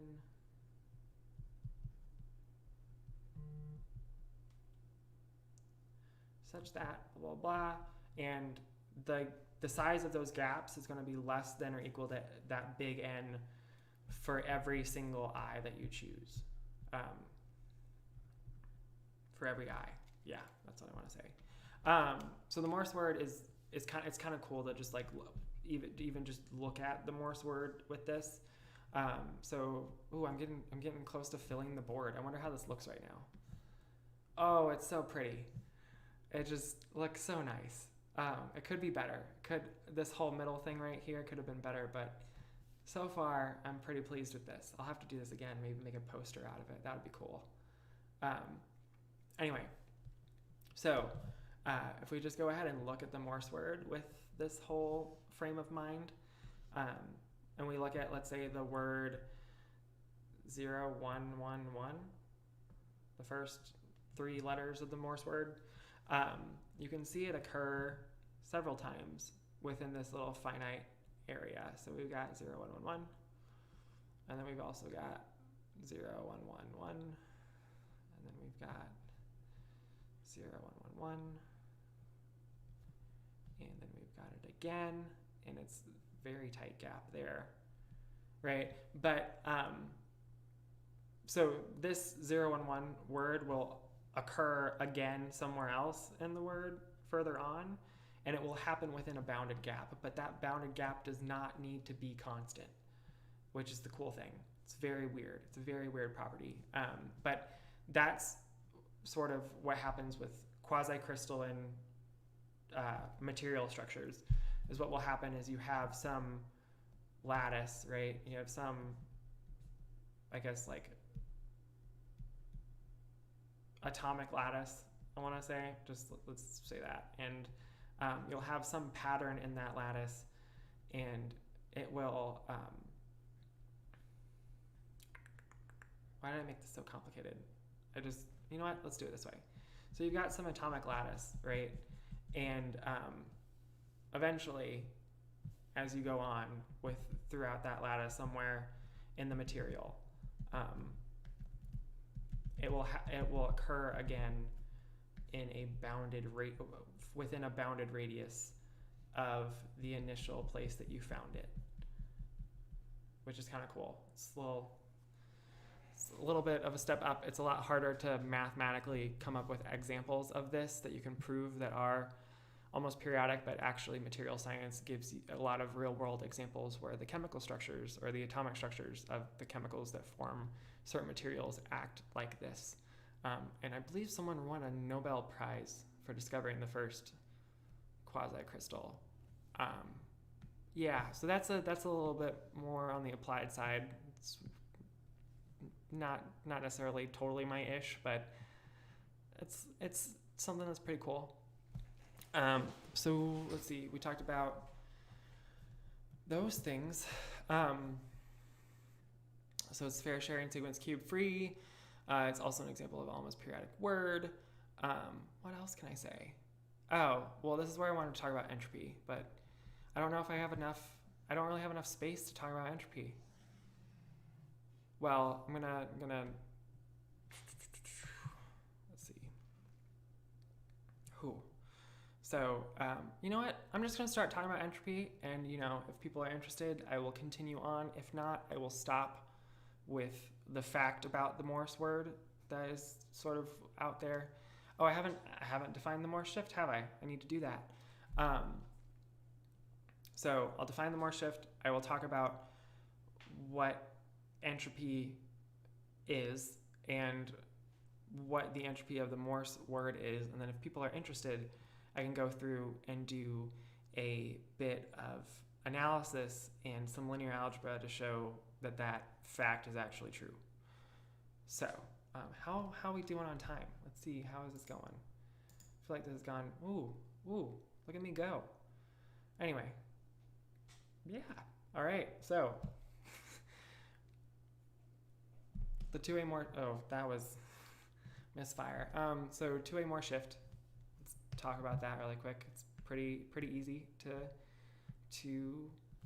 define. So the two-way Morse shift, there are two different ways that you can go ahead and think about this. Each one of these is equivalent because the number of things in the space doesn't complicate any of the math that will follow next. So the two-way Morse word. Ooh.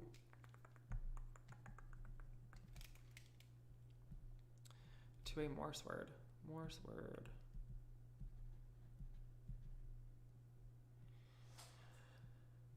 Oh, time out the shift. Look at me. I'm so excited about finishing the board that I just totally lost it. Also, that's a confusing color to use, so we're just gonna start that whole part over. So the two-way Morse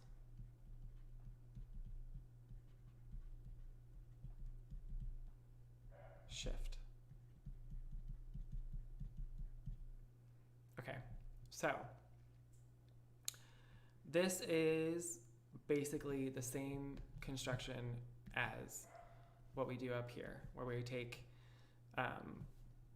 you take our x, which we constructed by doing this substitution infinitely many times, and we're going to go ahead and take the orbit of that point, and then we're going to go ahead and take the closure of that orbit, which is just the orbit of the point itself unioned with the limit points of that orbit. So, okay. Now, again, I said there's two ways to do this. Oh, I moved back too soon. So there are two ways to do this, right? You can either do it just with 0, which is how the Morse word is usually defined, is where you just take 0 and iterate the substitution over and over again on 0, and it's great, right? But the way that I'm going to construct this Thue-Morse Shift is to do the construction on the whole alphabet using the substitution, just to make things a little bit easier if I end up talking about entropy here in I guess a little bit. So Thue-Morse Shift. We have our F. Oh my gosh. I feel like, ooh, that was, been talking too much.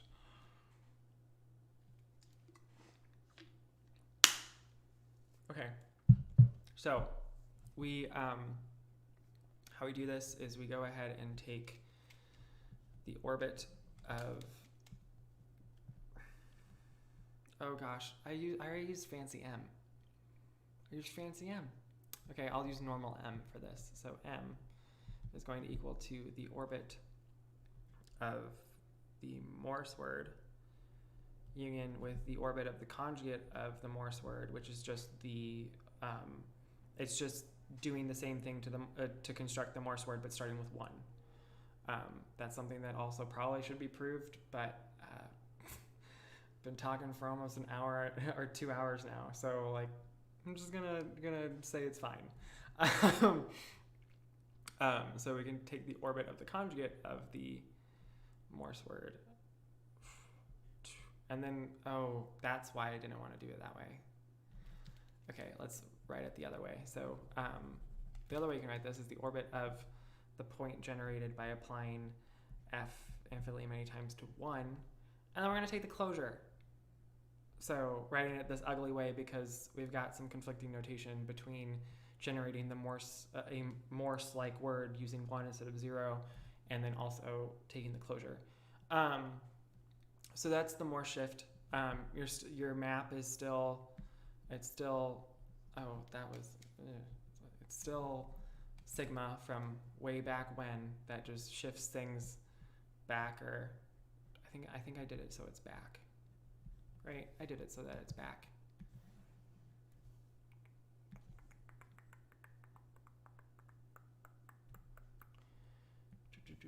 X, where, blah, blah, blah, blah. Yes. Oh yeah, I did it so that it shifts things backward. And so one of the worries that you might have is that, like, oh, this might not make sense in terms of a bi-infinite space, which is something I sort of glossed over earlier.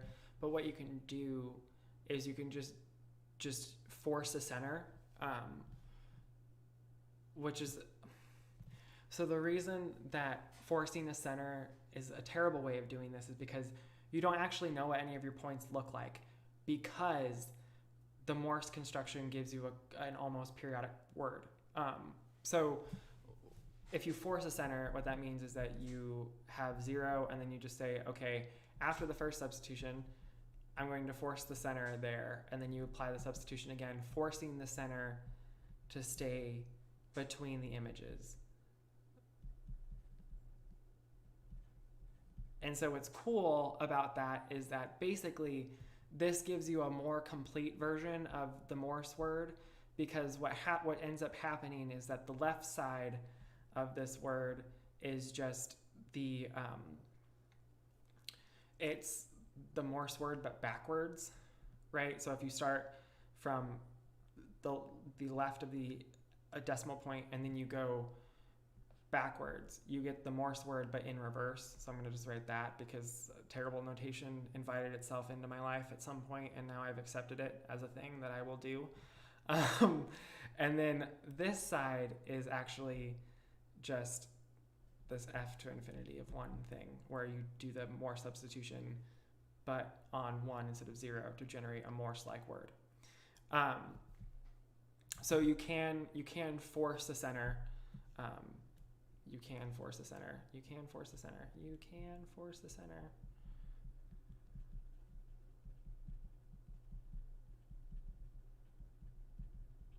Ooh, just made it. The only problem with that is that you only really know what the right side of the word looks like, because we can't figure out what the end of the Morse word looks like, or what the Morse word backwards looks like, right? So this is like kind of an ugly way of doing it, but you can do it. It just that means that what's in the Morse shift becomes way more abstract. If you take the one-sided approach, this thing is a lot easier to deal with, because you can just say, oh, I know what things look like in this space, shifting them around, I know what those things look like. And therefore, like, intuitively, I have a more concrete notion of what's actually in my space. So there's that. And that gives you the Morse shift. It was really easy to construct. It's great. The cool thing about it is that, and this sort of goes into why the Thue-Morse shift is a Ferris sharing sequence, or it like sort of speaks to that whole deal and ish about why it forces things together, is that the Thue-Morse shift is very simple when it comes to, and I don't mean simple in like the, well, this is a simple math concept kind of way. I mean it in more of like the like simple groups kind of way, where like a simple group is actually something that's very weird but has a very nice property. Simple isn't the right word for it, though. In this case, the Thue-Morse shift is a minimal shift. This guy is a minimal shift.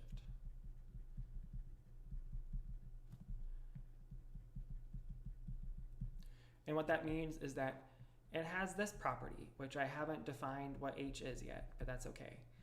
It has this property where h of your space, which I didn't really write well, h of our space is equal to 0. And essentially what that means is that this guy is the entropy of the shift. And I'm saying entropy here instead of the more general math term is topological entropy.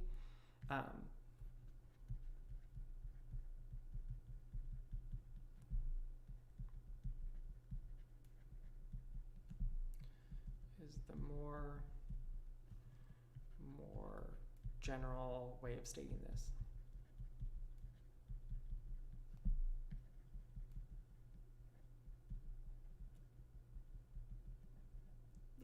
Squeezing this. Okay. The entropy of a shift and the topological entropy coincide. They're essentially the same thing. But the reason that entropy of a shift space is sort of talked about differently is that the definition of topological entropy is kind of complex. This is kind of dense. And originally, what I wanted this live stream to be was just going through the definition of what topological entropy was. And I realized that that was super inaccessible and required a lot of machinery that I didn't have like a lot of great ways of developing and pulling examples and doing just like simple stuff, like talking about like how the shift map works, or other like, just examples and stuff would have been a lot harder to do with talking about topological entropy, which is why I avoided defining that in this video, or in this live stream well, at least I only messed it up once so far in almost 2 hours. So so it's kind of dense. But it allows you to go ahead and define like a type of entropy style calculation leaning on sort of the physics idea of what entropy is. Allows you to define that for a whole ton of dynamical systems that have some topological structure to them. With our symbolic spaces, a lot of that topological structure comes from this metric that we put on it, which is one of the reasons why it's important to have a metric aside from, we can actually define a shift space. So yes, topological entropy is great. Entropy of a shift, though, is really nice because all of this like mess of topological entropy and what that means in a very general sense for dynamical systems that may exist in different topologies using different types of things as their points, yada, yada, yada. All of that reduces down to a combinatorial evaluation in the symbolic case. So what H is defined to be is H of a space X is equal to the limit as n approaches infinity of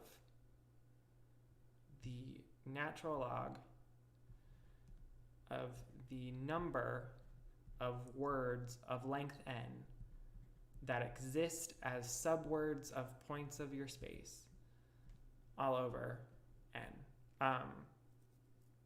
This guy can be this b sub n of x thing, the number of words that exist in a space that are allowable within the infinite words that exist in that space, can be a little bit weird to think about. But it just means that, like, for instance, if we go back to let's go ahead, I guess we can go ahead and go back to this graph thing here, because that's probably the easiest way to do it. So, like, for instance, for the golden mean shift up here, where we have this graph that denotes, and all the paths on that graph are what gets us to points in our space, we can really easily count finite words by just counting the number of paths paths is a weird word to say. I'm going to pause there and say that because I keep saying it really weird or just struggling to say it. But anyway, we can count paths of a given length. So if we want to know how many words of length 3 there are, I guess I'll do the G since I'm working with the graph. Well, I know that 0, and then I can either do 1, 1, or I can do 1, 0. So 1, 1, or 0, 1, 0 works. And then also I can do, if I don't start with 0, I can do 1, 0, 1, 1, 1, 1, or 1, 1, 0. I think that's all of them.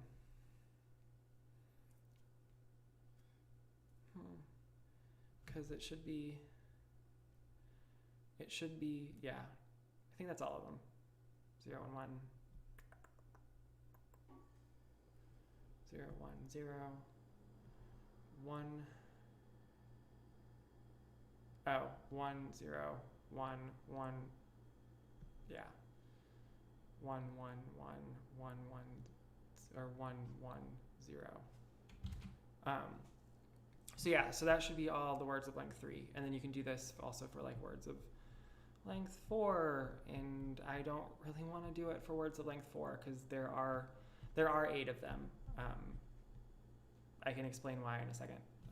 But that's sort of why what's really nice about these graphs is that they allow this counting problem to be pretty easy to work with.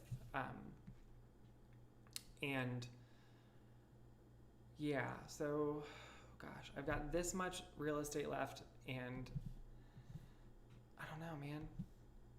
I really want to talk about entropy. How 0, 1, 0. So in so in the golden mean shift, right, 0, 1, 0 is allowable because we haven't encountered the forbidden word, which is 0, 0.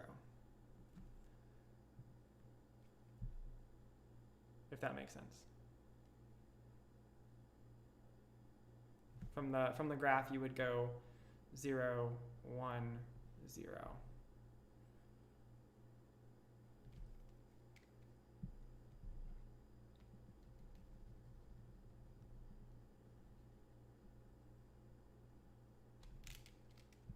Okay, so entropy. So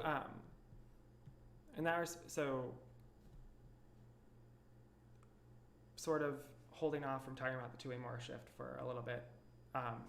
This counting problem is a lot easier when you have a finite graph presentation.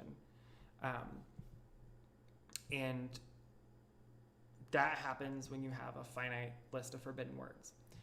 However, okay, and I should explain why. So when you have a graph, oh, should I just do this on new? Well, okay, I'm going to write that out, and I'm going to go to a new board. That's what we're going to do.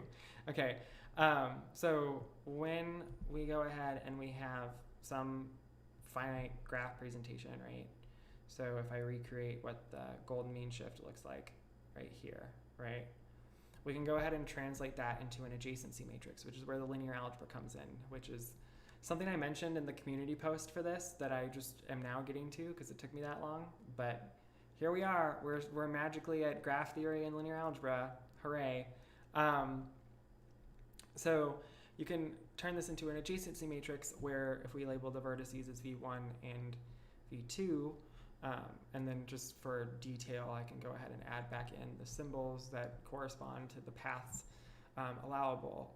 You can go ahead and write in adjacencies. So if this is the V1 row and this is the V2 row and this is the V1 column, the V2 column, you can get from V1 to V1, which so you can't go from V1 to V1, but you can go from V1 to V2, and you can go from V2 back to V2.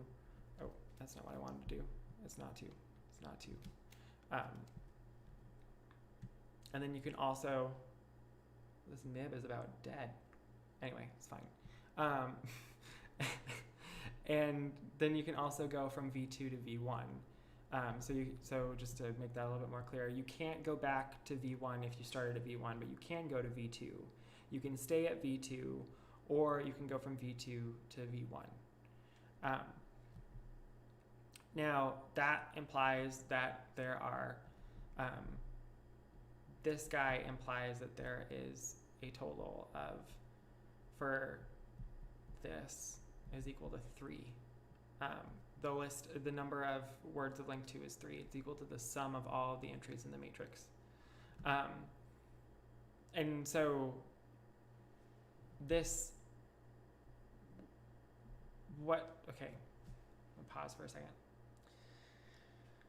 So this back and forth equivalence between graphs and adjacency matrix gives if you want to be categorical about it, it gives a natural transformation between directed graphs and matrices or square matrices of a certain size dependent on how many vertices are in that particular graph. And so counting the number of allowable paths, or which would be the same thing as counting the number of allowable words of a given length, would be the same thing as counting, back up. The number of paths between vertices is equal to the number of words of length, whatever that path length was, plus 1. So this is the matrix for paths of length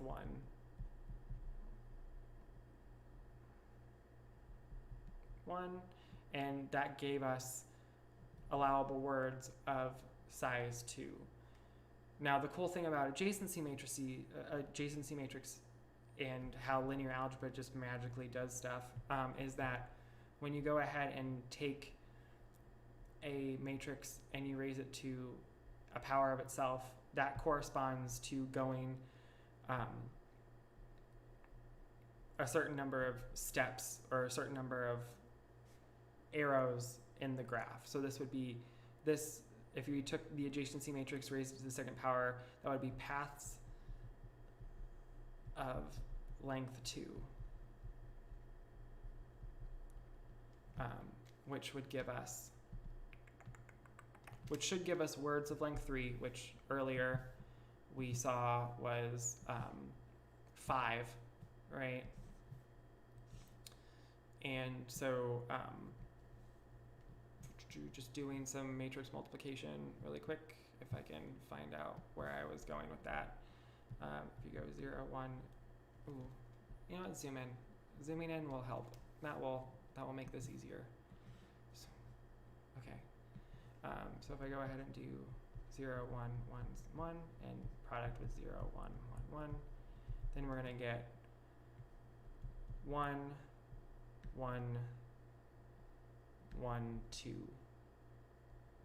And the sum of those entries is 5, and that was equal to the number of words of length 3, which is really cool. It turns out that in general, b sub n of x is going to be equal to the nth Fibonacci number. Huzzah, Fibonacci numbers.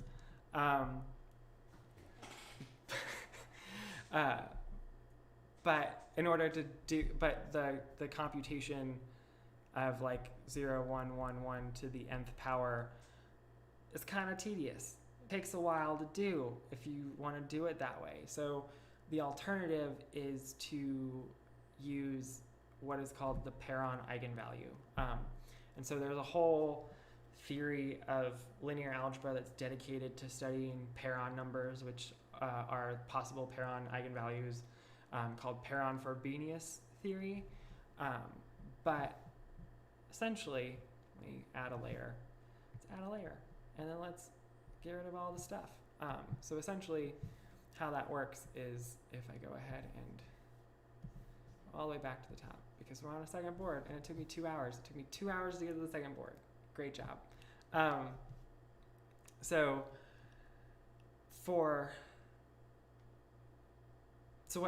Basically how Perron-Frobenius theory relates to entropy is that if we want to figure out what b sub n of x is, that's just going to be, it's this log thing. Is it the log thing? I think it's the log thing. Yeah. Okay, so if we want to find out what this b sub n of x thing, we can just find the eigenvalue of an adjacency matrix.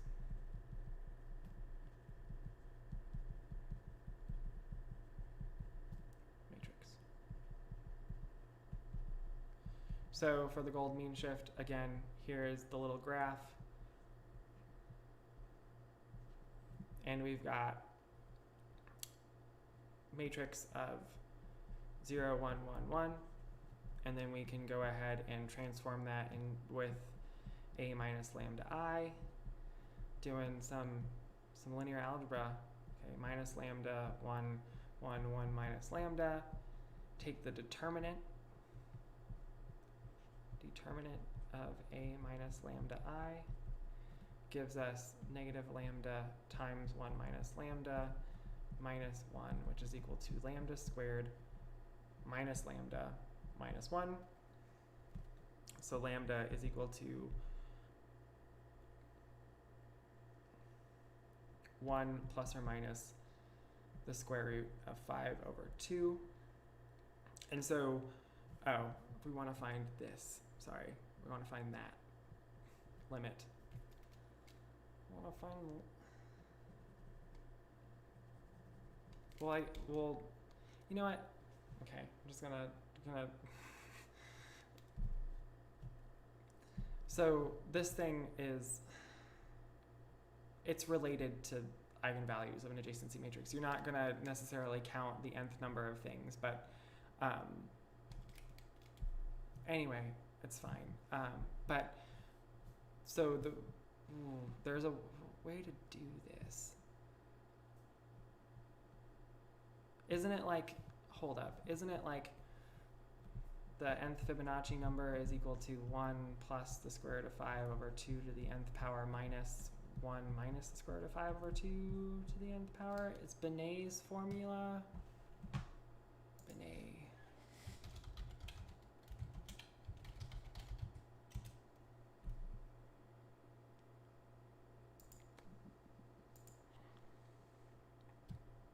Oh, I was close. I was close.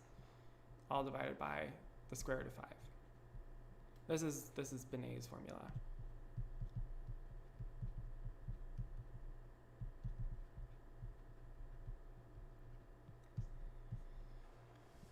But so finding the eigenvalues of a matrix can be used to make a Benet-like formula for the counting problem of these words of length n.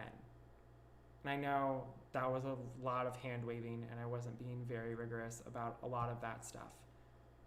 But the important thing about that is that if you can figure out what b sub n of x is, then you can, if you can figure out what b sub n of x is, then you can figure out what the limit is. Limit as it goes to infinity of the log of b sub n of x all over n. And if you figure out that this is what this is going to be equal to b sub n of x sub g, or this is, I guess, or x sub f, I don't know, however you want to write it. This is the golden mean shift. Hence the name golden mean shift. Gold mean shift. It's probably gold mean shift and I'm just saying it wrong. I've been saying it wrong for 2-ish hours. Mean shift.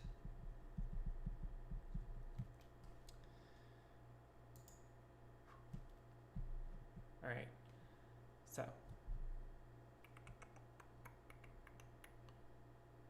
yes, yeah. So this gives you the number of things from the gold mean shift, and then you can go ahead and plug that into this formula, and what you get is that you get whatever the Perron eigenvalue. The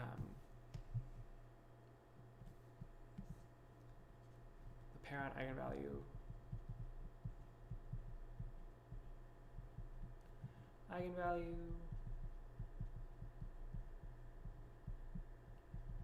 is the positive one.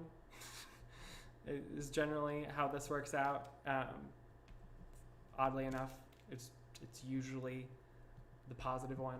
I mean, it has to be positive, but in the event that there are more than one positive number, that generally doesn't happen for adjacency matrix that correspond to shifts, to graphs that correspond to shift spaces. So the Perron eigenvalue is usually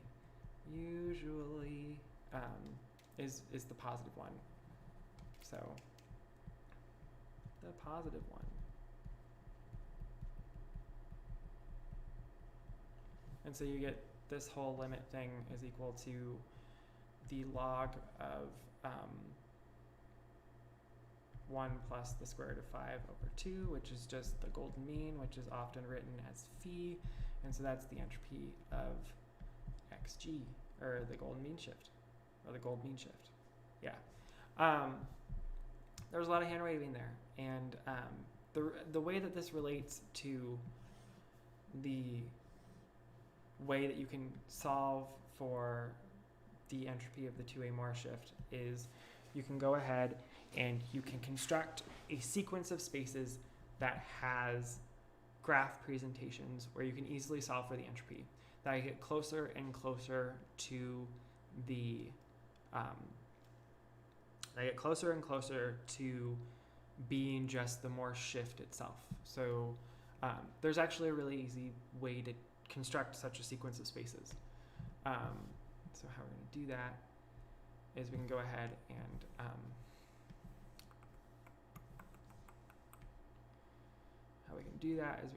and say, okay, green. Oh, I don't want it. That's a crooked line. I guess if it's a crooked line, then it's either a group of lines or it's a curve. Anyway,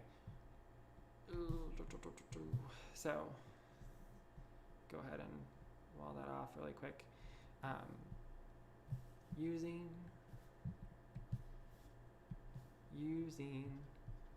oh, that's, nope, we gotta zoom in. That was terrible. Okay. Whew. Using a sequence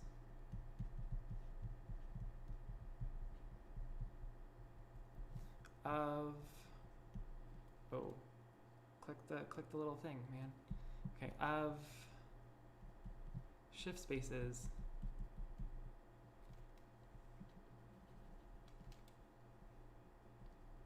come on, stop clicking the thing, of shift spaces. Ooh, man, I'm just gonna fumble over shift for the rest of this stream, man. Shift spaces.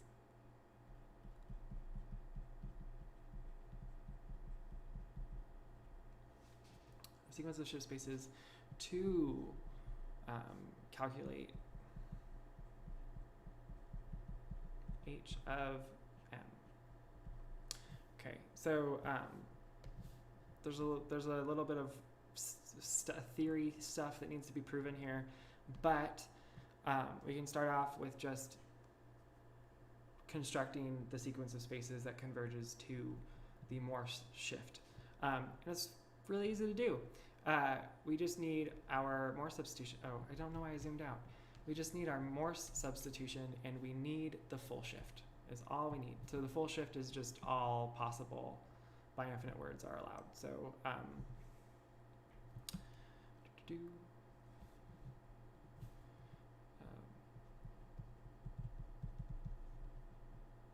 f, which is defined by 0 going to 0, 1, and 1 going to 1, 0, and the full shift, which is just this guy, which is all of the by infinite words in the space. Or it's probably easier to think about these guys in this case, so I'm going to switch these around. So versus, yeah, we're going to do that. And so using a sequence of shift spaces to calculate the entropy of the Morse shift, you just need the Morse substitution and the full shift. And so what you do is you say x1 or xi is equal to f to the I of the full shift. And that's your sequence of spaces. For every I within 0, 1, 2. I want to make sure I include 0 here, which is why I'm writing the natural numbers in a really weird way, because sometimes people don't include the natural numbers, which is, I mean, it's fine. People have preferences, but just want to be clear there that I'm including the natural numbers, or including 0 in the natural numbers, because it's important in this case. And so one of the ways that you can think about this is that essentially, so the first thing is that all of these spaces are nested in each other. So the first containment is obvious because when you have all possible infinite strings of symbols, when you apply some function to that, then you get something that is a subset of the thing. So you have the full list of all. You have the full list of all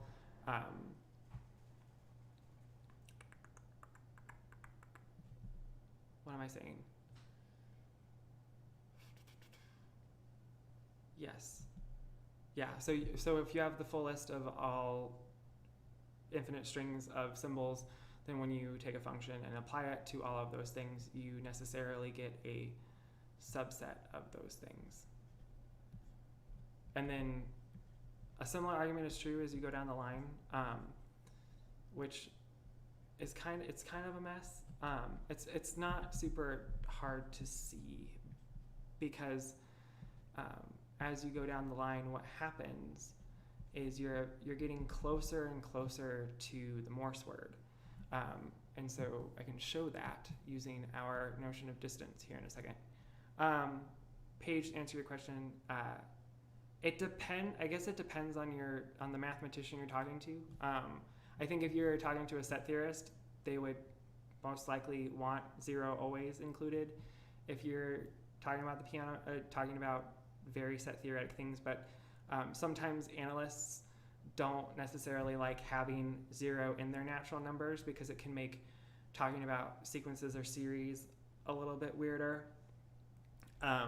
Since 0 indexing is something that computer scientists famously do and mathematicians don't always do, even though it probably would make the transition over to computer science a little bit easier.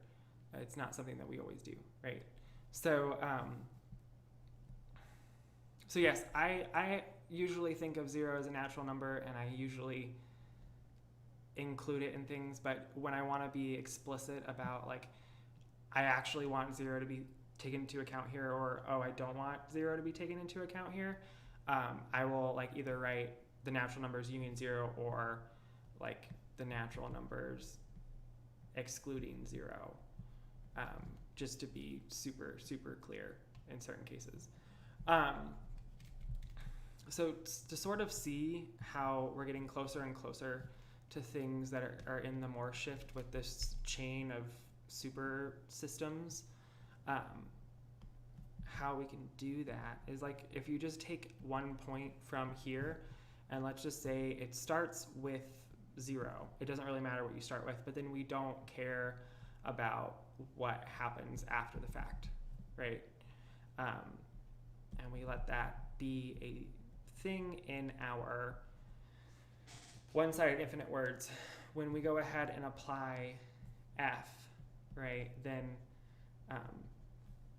we're going to get 0, 1, and then we get a1, a2, blah, blah, blah, blah. Or I guess that's not true. We don't get a1, a2. We get the Thue-Morse substitution applied to a1, and then applied to a2, dot, dot, dot, dot, applied to an, dot, dot, dot, dot, right? And then, yes, okay. And then if we do that again, we get 0, 1, 1, 0, f squared of a1, dot, dot, dot, dot, dot, f squared of an. Oh, it's not with, it is within an, but it's also in, so it's within f of an, but it's also within an. And then we get this thing, which is within f squared of an, and it's also within f of an. And the reason for that is that you can just, instead of applying, let's see, do f squared of 0. Yeah, because you can just look back a point and realize that this point was in the whole list. So, or the whole, not list, but the whole set of all of your infinite lists. And so then it must be within, then this point here must be within the set of images of all of the possible infinite lists.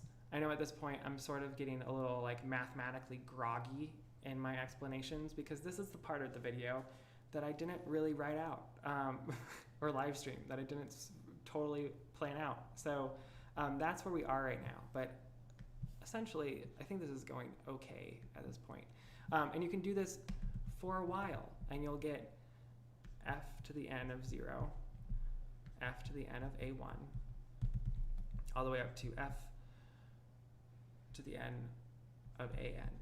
Oh, that's I don't want to make things square. Things square is not great when it comes to indexing things. Something you avoid in linear algebra too. So m, and within Fm of this thing, yes, which is a subset of Fm minus 1 of this thing. And then that goes on to get all the way up to, yeah, it's kind of a gross argument, honestly.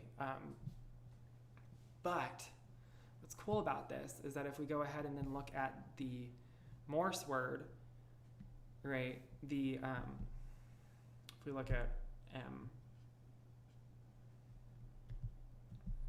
it's just f to the infinity of 0, right? Then the distance between, let's call this, I'm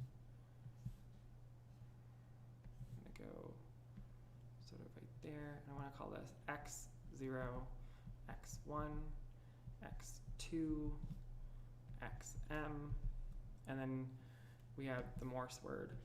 But the distance between xi and the Morse word is going to be equal to 1 over, they're going to agree on 2 to the k spaces, which means it will be 2 to the 2 to the k, or 2 to the 2 to the I, rather. They will agree on 2 to the I spaces. So, and just to make that a little bit more clear, this word is 0, 1, 1, 0, 1, 0, 0, 1, right? And then if you look, right, so the 0th word agrees with it on 2 to the 0 spaces. Let's change colors. Red.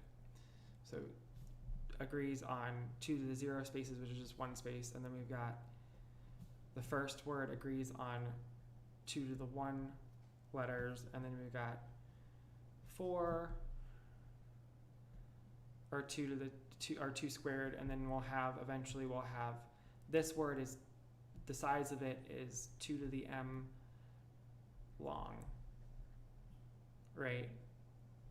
And so as you keep going down these spaces, if you go down this string of spaces, you're getting closer and closer to the Morse shift, because the things that the orbits that exist in each one of these spaces is getting closer and closer to the orbit of the Morse word.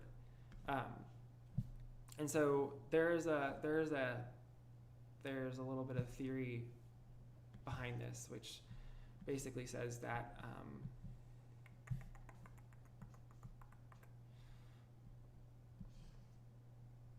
let's draw another line. Lines. Okay. So, did the geometric one. So the proposition or the theorem here is that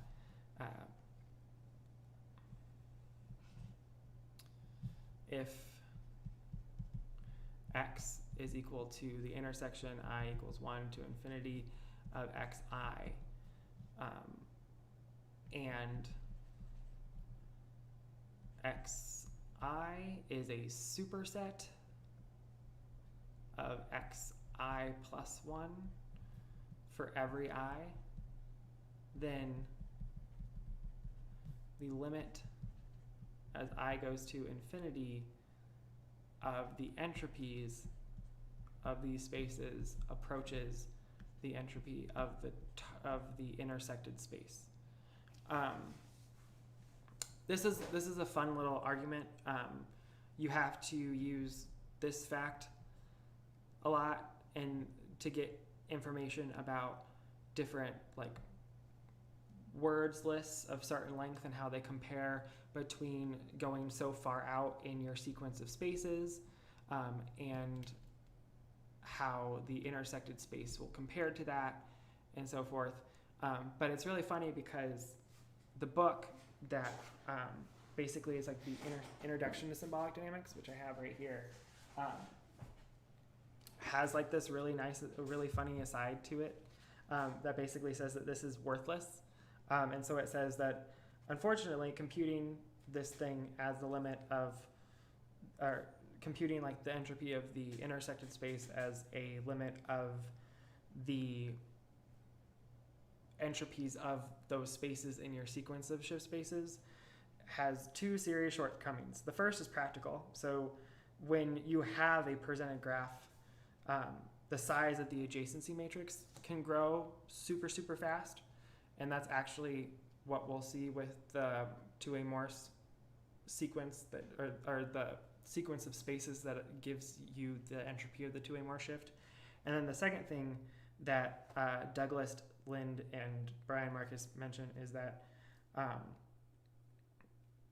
so like because the adjacency matrix gets super huge, the problem is that the parent eigenvalue is really hard to compute by hand or by computer for that matter, because matrix operations in computer like efficiency is a whole area of research.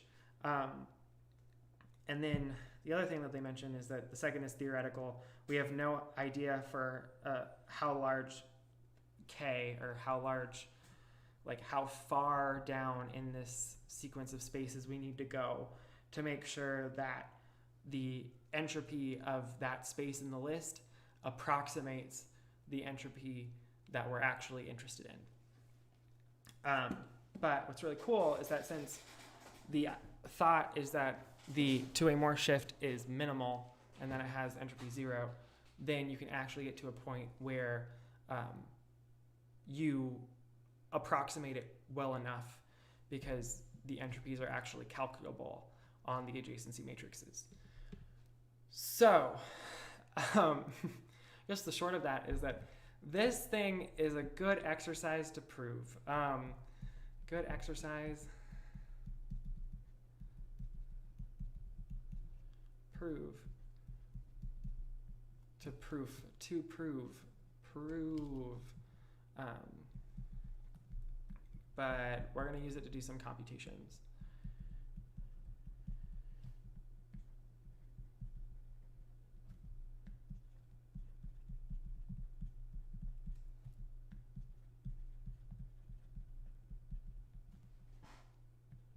Computations. Okay, so the way that we're going to do this is we're going to construct adjacency matrices for each of these spaces. So let's go blue. So we're going to take this string of spaces and we're going to construct adjacency matrices. So what happens is, let's just go ahead and do some arrow stuff. Let's go up here. Oh, that did not do what I wanted it to.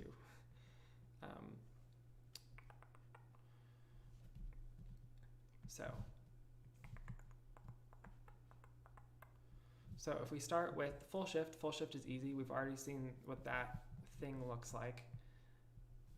I think, at least. I think I drew it on the board. Yes, this is the full shift, is that graph. So super easy.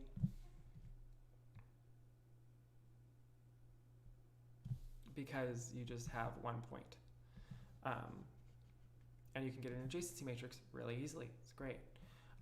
So we have, I guess, space 0 is going to be the full shift. Let's do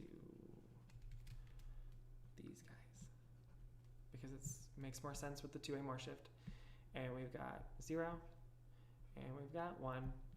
And so it's an adjacency matrix that is literally just 2 is what it looks like. It's just the number 2, raise it to the nth power. So the number of blocks of length n of x0 is equal to 2 to the n, which implies that the entropy of the full shift is equal to 1. Or I get log 2, because we're not working base 2. Some in symbolic dynamics, sometimes, at least in the book about it that I have, people work log base 2 because of all the work that's being done with binary, and when you seclude yourself to just binary alphabets, it's helpful to think log too when you are talking about entropy. But in most of the literature out there, people do just use the natural log and don't really simplify the logarithm beyond just saying log number. So x0 is going to be equal to log 2, and then x1 is going to be equal to f of an, which is actually this is really cool because we can just basically apply the substitution as a way of expanding the graph in question here. So how this works is you go ahead and, let me change color. So if we go ahead and use f, we can go ahead and get a new adjacency matrix. And this also goes to the point that Douglas Lind and Brian Marcus mention that, or at least they're the people that wrote the textbook that I'm referencing, their comment on this thing about is we can see that the number of vertices is going to expand. So what the Morse substitution does is it breaks apart concatenated zeros and concatenated ones, right? So if you have 0, 0, that will go to 0, 1, 0, 1. It breaks apart those zeros. Similarly with ones, it will break apart those ones. So one of the ways that you can think about applying this substitution to the graph is you can instead say, well, if I do 0 first, if I did 0 first before, it will then must be followed by a 1. But then if I did 1 before, it must be followed by a 0. And so you get this matrix, V1, V2, V3, V1, V2, V3, and you get, oh gosh, let's do V1, V2, V3. This is probably not the best presentation or the best vertex assignment, but we get, so you can't go from 1 to 1. You can't go from 2 to 2. You can't go from 3 to 3. You can go from 1 to 2. You can't go from 1 to 3. You can go from 2 to 1, and you can go from 2 to 3. And you can go from 3 to 2, but you can't go from 3 to 1. If that makes sense. And then when you go through and do the eigenvalue argument, what you end up getting is you get, I believe you get the square root of 2. I believe is the pair on eigenvalue. I have notes on this. Give me a second. This is the part where I was like, yes. Oh, sick. I did the same vertex choice as in my notes. This is wonderful. So if we go ahead and do, so this is our adjacency matrix A, and if we do determinant, ooh, that was a mess. We go ahead and just do determinant of det. Ooh, nope. So if we go, I need to get my hand off this button. That messes with me every time. If we go ahead and do the determinant of A minus lambda I, we end up with this mess of a matrix. 1, 1, 1, 1, 0, 0. Oh, I want the bars. I want bars. And that's equal to, without spending a ton of time doing the computation, lambda squared plus or minus 1. Minus 1 or plus lambda, which is equal to negative lambda cubed plus 2 lambda, which is equal to lambda times lambda plus the square root of 2 times lambda minus the square root of 2. Yes. And so that implies that the entropy of this second space is going to be the natural log of the pair on eigenvalue, which is root 2 based on this little guy here, right? And so that means that the entropy here is going to be the log of the square root of 2, which is equal to 1/2 of the original entropy of the previous space.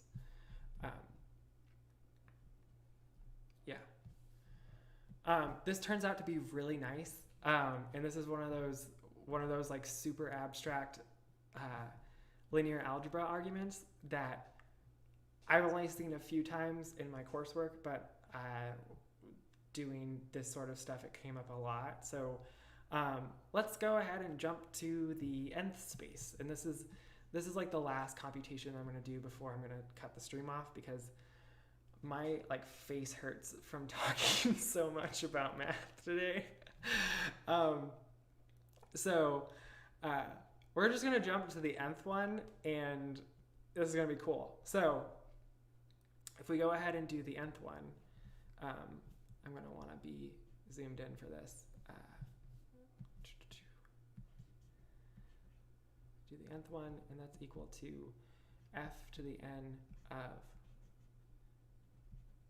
No, we're one-sided. We're talking about substitutions. We're only doing one-sided right now. Want one-sided words?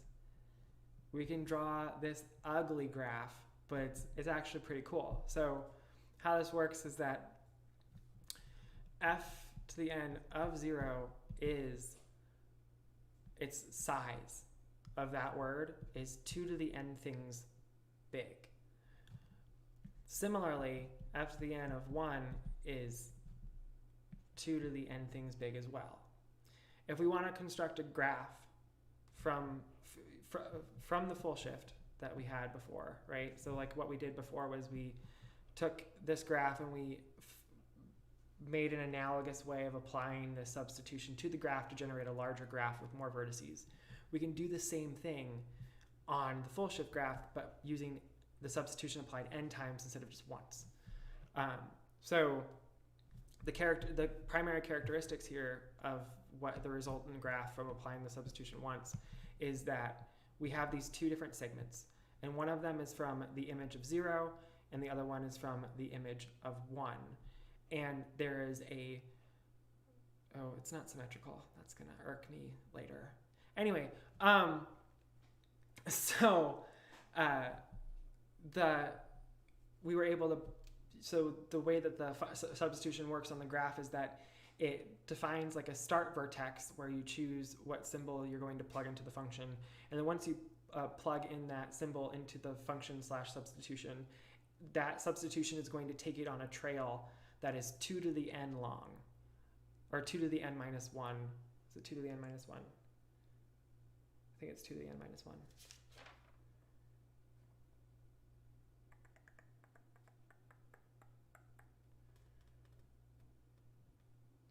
Yeah, I think it's 2 to the n minus 1. Or no, I'm sorry. It's going to take it on a path that is 2 to the n long. So like here we have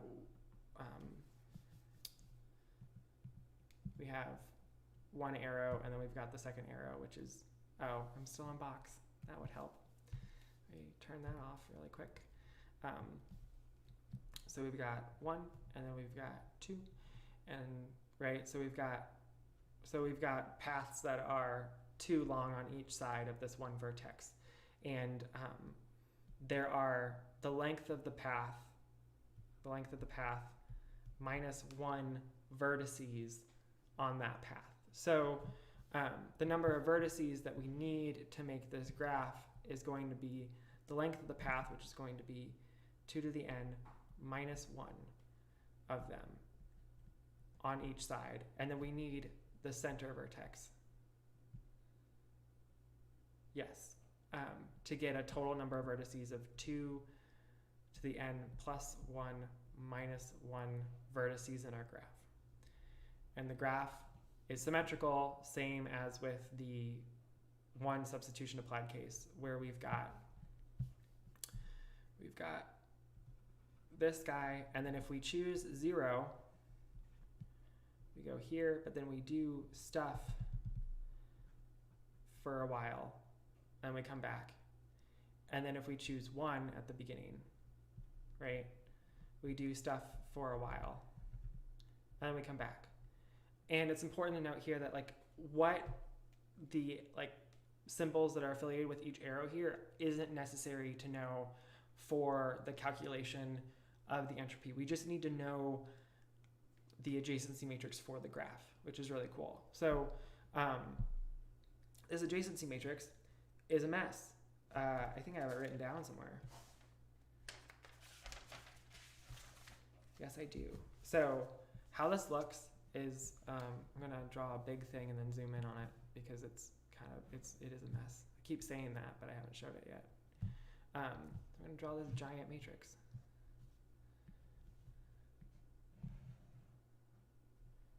And we're going to go ahead and have, so we've got in the first row, this is row 1, we're going to have, and I'm going to write the A minus lambda I matrix here instead of just the matrix. So wherever you've got a lambda, it's fine. So we're going to have negative lambda, and then we're going to have 2 to the n minus 1 for the lambda placement, zeros. And then after that, we're going to have a 1. And then we're going to have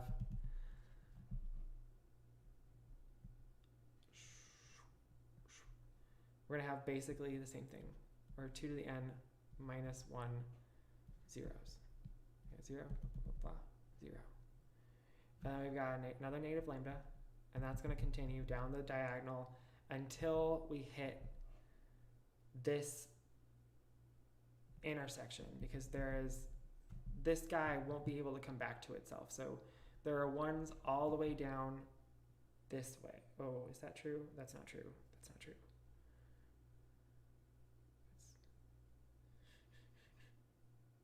Okay, sorry, that's not right. So you've got negative lambdas all the way down the diagonal.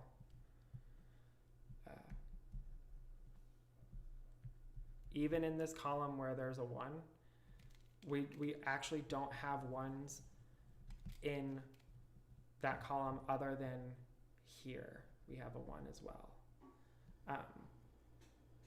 Because you got to think that, let's see, the first vertex is going to be, if we do it the same numbering convention as before, it's going to be this guy, right? That's not right. So V1 can get to itself. It can't get to itself. It can get to the thing in the middle because, oh yeah, I'm sorry. So this is, I got it now. This, whatever vertex sends you back to the center, that's V1. And then whatever vertex is the last one to get you back to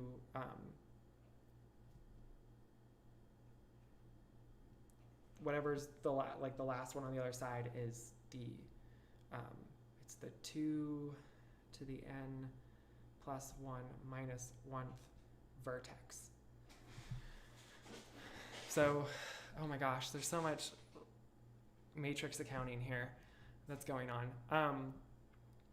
And then you count, so you're counting up vertices this way. So this is the V to the 2n minus 1, right? So there are 2n plus 1 minus 1 entries, 2 to the n plus 1 minus 1 entries. Right here we've got 1 plus 2 to the n minus 1 plus 2 to the n minus 1, which is equal to 2 to the n plus 1 minus 2 entries. Oh, and so this is the center one. So you've got 2 to the n minus 1. Oh, so this is the 2 to the nth one. So this guy right here is V sub 2 to the n. This is V sub 2 to the n minus 1. And then we've got V sub 2 to the n plus 1. Okay, cool. That was a lot. Anyway, so you got all that. That's how the graph is set up. I pointed over here because that's where the screen is for me. But I guess it's like this way.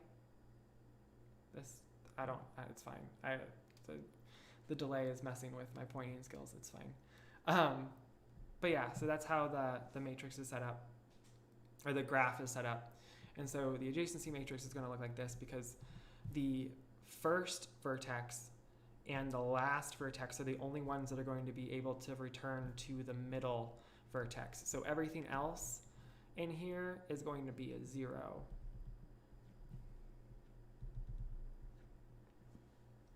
And then for each vertex, it can go, if you're going from a vertex, the only vertex that can have 2 1s in the column is this guy, is v sub 2 to the n. Everything else only has 1 arrow coming out of it. So what we get is that v2 goes to v1, and then so v2 goes to v1, v3 goes to v2, and that continues all the way down this mid-diagonal, right, until you hit the v to the 2n minus 1 thing and you suddenly get stopped with a 0, right? And then you get, on the other side, you're going to get a 1. So you got 0, 1. Oh gosh, this is such a mess. Okay, so on the same row as this negative lambda, you're going to get a 1. And then you're also going to get a 1 over here. And you get a 0 everywhere else. And you get a 0 here. But then you get 1s on the top of the off diagonal here. Right, so all of these, I guess, let me make this a little bit easier. So the 1s are exactly in these green positions, wherever these green things are.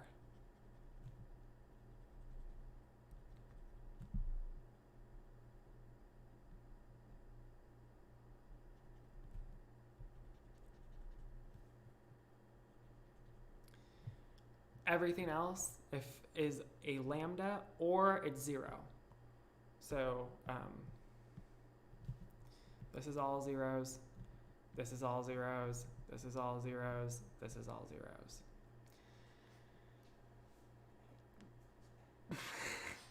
Yay, linear algebra, I guess. But what's cool about this is that it has a really nice determinant. So the determinant of this thing, the determinant of, so this is, again, this is a minus lambda I. And so the determinant of a minus lambda I is going to be equal. I don't know why I went in and out of caps. But the determinant of this thing is going to be, let's see. Yeah, yep. It's going to be really nice to think about. So because of where the zeros are placed, if we go ahead and expand off of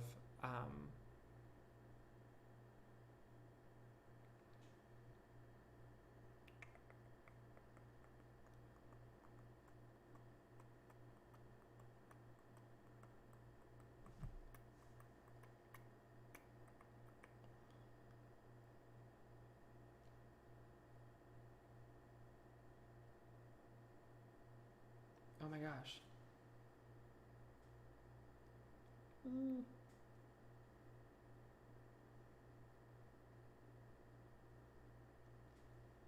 Oh yeah, so if we go ahead and expand across this like middle column, we're gonna get 2 like sub matrices that we can work with. Namely, we're going to get an ugly mess of things. So we're gonna get,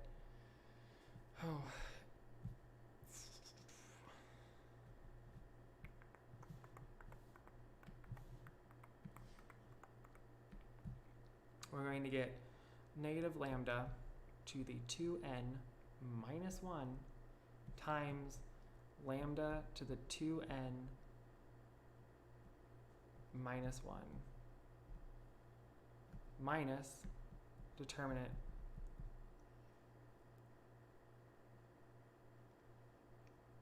of, and this is of like a submatrix. So I'm just gonna call it A prime, or A minus lambda I prime.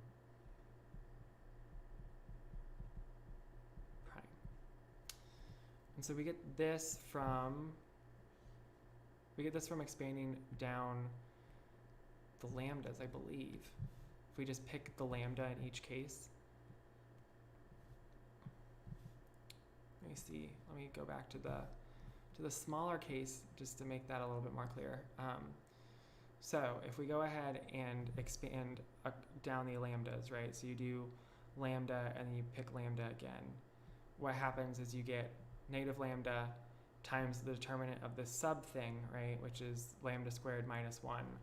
And then you expand across this column and you just get rid of all of that stuff and you get negative lambda, this is a negative column, and then plus lambda. Okay, so if you go ahead and expand across the lambdas, right, you're going to get negative lambda and then times the determinant of the sub thing, which is going to give you negative lambda, but it's going to give you negative lambda if you continue down the diagonal. It's going to give it to you 2 to the n minus 1 times.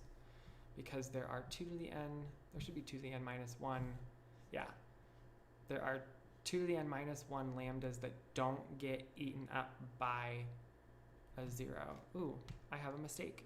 This 0 should be a lambda. This should be a lambda.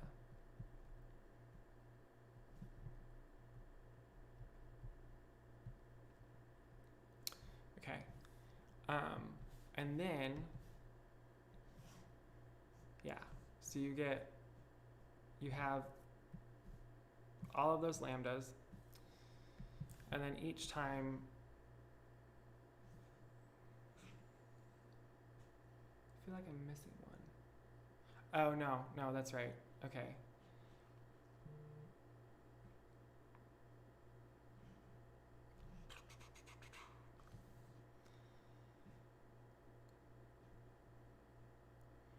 And each time you expand across a lambda, you get rid of a whole thing, right? So you do that, and you keep going down, and you eventually get to lambda, and you've got, you get lambda, and you've got a, oh my gosh, why am I totally blanking on this argument?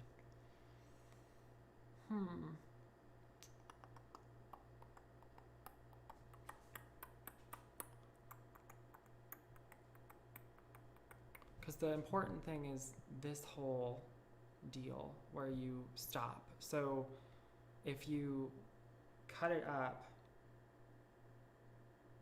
minus 1 to the n minus 1 to the n minus 2. Yeah, so the core thing is this whole, the switch. Yeah, where it switches. So let me just make that a little bit clearer. So you've got this part of the matrix where the 1s are under the off diagonal, and that's a square, right here. That's a square, and then you've got the second part of the matrix where the 1s are on the top.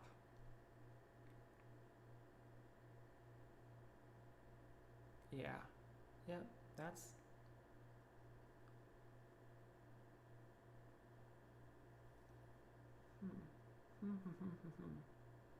There's something wrong with this.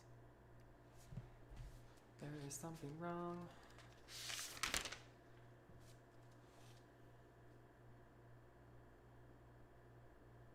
Oh, okay. I figured it out. Can I just copy this? Is that okay? Let's copy this. Because I'm gonna need more space. I was trying to finish this quickly, and I lost sight of what the argument was, and so now I get to suffer through doing it the long way, because the long way is the right way. Oh no, I don't have any room. I wrote too big. Okay, well, let's try this again. I'm gonna just paste. We're gonna move you up over here and pretend like it's fine. Okay, so if we go ahead and expand across the center, and we're gonna, so we wanna, I guess we wanna do this guy right here. I think is what I did. Yeah, that's what I did. Okay, so if you expand across the center, you get 1 times the determinant of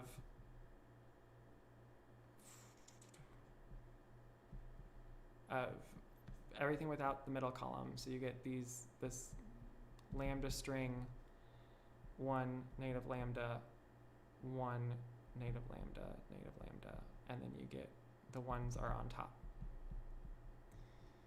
right? Because you remove that column and you remove that row too, if we're expanding down the center column. Yeah. So the first thing here is going to be 1. And then negative lambda is next. And that goes down to negative lambda, and that sort of switches places. Oh, but the middle column is gone. So that gets moved over. Control X, Control B, and move. So we get something like that. Cool. And so we have an upper diagonal matrix, right? That's what that's called. And if we just expand along, okay, I need to fully write out this equality. So what we're doing is we're expanding across this. So we have 3 instances where we need to remove rows and compute subdeterminants, which is eliminate, so middle column, top row, middle column, middle row, and then middle column and bottom row. So so we've got, so that's the first one. That's if we do 1 and then if we do this guy, right? And this is always at an even position. This is, if we go back to, can we merge you down? Merge down, merge, please merge down, merge below. So that middle column is always at an even position, and which is nice because it means that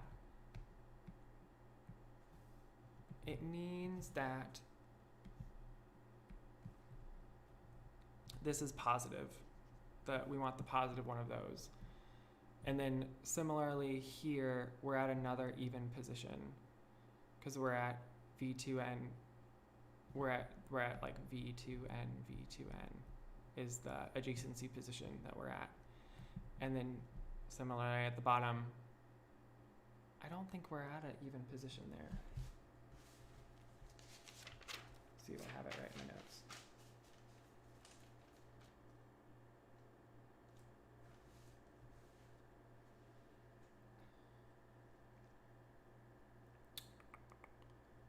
Lambda, yeah. So we're gonna go ahead and get, so we get this guy plus the determinant if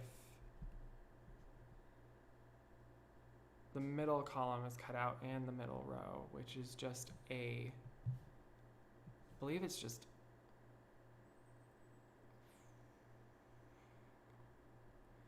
so that's basically everything but lambdas. This thing is going to be lambdas all the way down the diagonal. Yeah.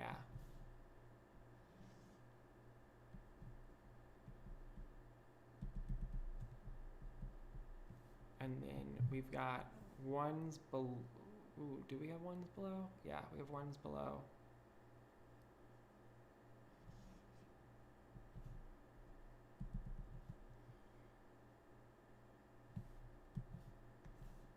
We have ones below up until a point. Oh, why am I doing? I don't think I should be doing it this way. I think I should be expanding across the top. That seems like it's a better idea. Let's do it that way. That'll be more straightforward. This is taking me way too long to get through this explanation because I'm just fumbling it like mad, and it's probably unclear why we started, like how we started here anyway. So I'm gonna do it across the top because the top seems easier. And so if we go ahead and start with the top, right, we're gonna eliminate that and that. So we're gonna have lambdas all the way down. We're gonna basically have the same thing that we had before, but we're gonna have this guy, right? And so we can sort of get, yeah, and we can expand in such a way that we always get alternating lambdas all the way down. So that's going to be where we get negative lambda to the 2n minus 1. And then for each 1 that we have in here, so like if we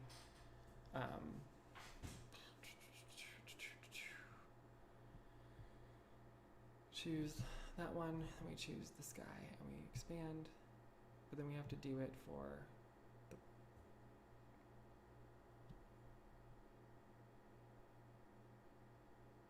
okay.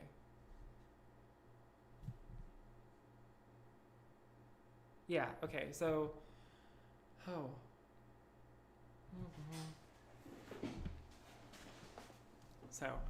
so if we expand off the top row, then we've got native lambda, boom, boom, and then we're left with this sub-matrix where we have to take the determinant. And if we expand across the top row, we're going to get negative lambda times the determinant of the sub thing.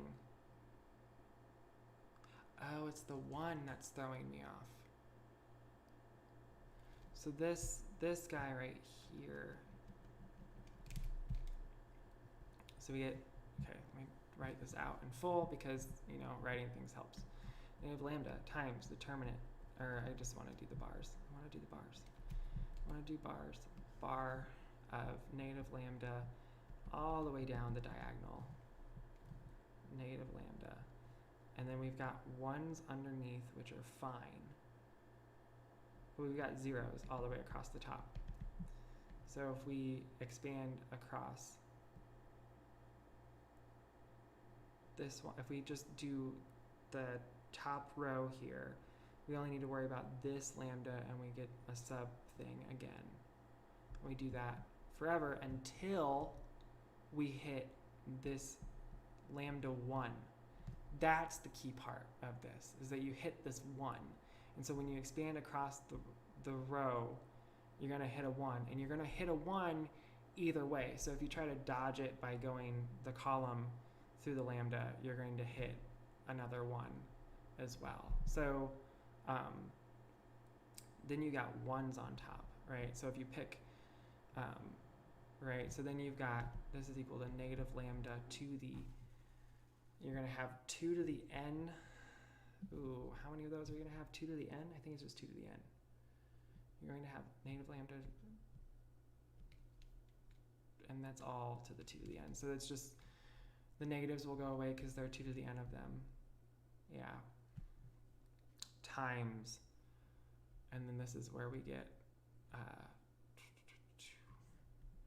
negative lambda times, we got this 1 thing going on.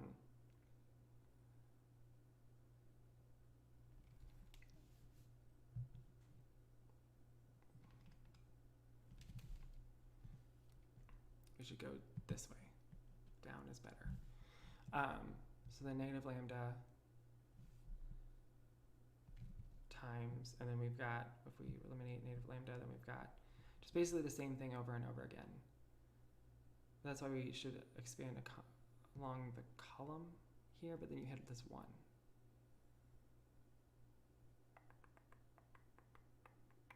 trying to do this the clever way, and it's escaping me how to do the counting argument, which is fine. I do have the solution written out, which is sort of dissatisfying to me, because I jumped from this giant ugly matrix to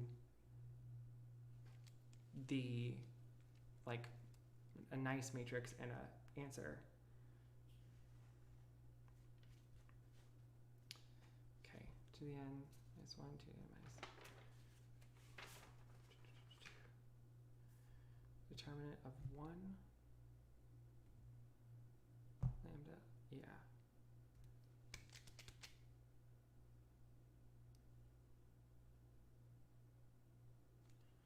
We go.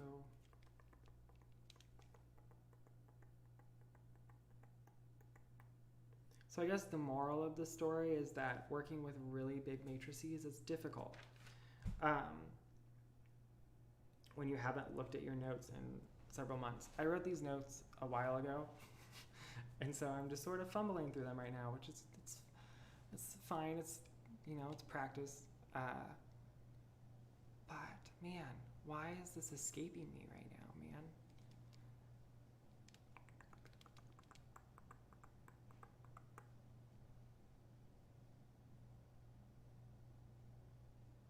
Because okay, so that there are 2 to the n minus 1 zeros, 2 to the n plus 1. Yep. Okay, so then we get negative 2 lambda to the 2n minus 1. There are 2n minus 1 before, oh, because it's before the cutoff. That's why I'm messing myself up. So before the cutoff, where we get this, like, lambda, where we get this guy. That's what we're looking at right now. So we get just times lambda all the way until we hit that thing, and then we have to worry about this guy. So that, but then we could just continue down, which means that we can get negative lambda to the 2n minus 1, all minus 1, not power minus 1, smaller eraser. Oh my gosh, I think I have it. Do I have it? Unclear. We'll see if I have it. So we got negative lambda to the 2n minus 1. And then that's if we continued down the main diagonal, if we were expanding across the top row. Then, yeah, okay, I think I got it. So then, right when we hit this column, when we choose the lambda, we also have to account for the fact that there's a choice of 1. So we don't hit this split in choice until after making it through 2 to the n minus 1 lambdas, because this is in the v 2 to the n, it's the 2 to the nth vertex is this column. So here we can either continue choosing lambdas or we have to choose 1s. So that ends up getting us, well, we've got,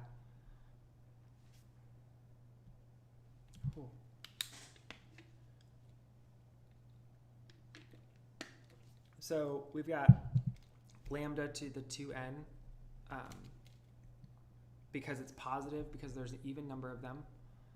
This was negative because there's not an even number of them. So we've got a positive 2 to the n lambdas that we could choose, or because, so, and this is in an even position in the matrix, because this is the 2n vertex spot by the 2n vertex spot if you do the whole alternating rule for calculating determinants.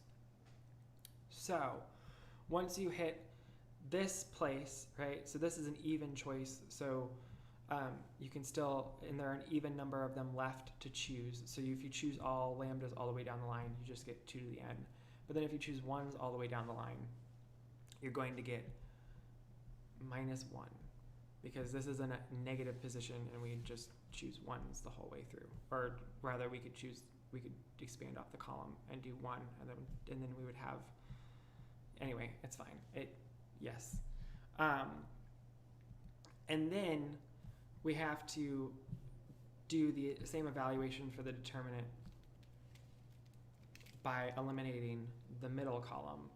So let me get rid of this equality thing from Nathan being a little bit ignorant about how things work with matrices. But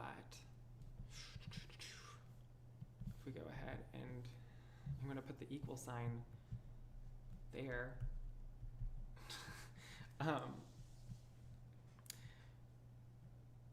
This guy is in an odd position. No, it's in an even position, right? So this is positive, and then odd places are negative. So this is a positive position. So this would be plus the determinant. I guess it's not super important. I mean, it is sort of super important.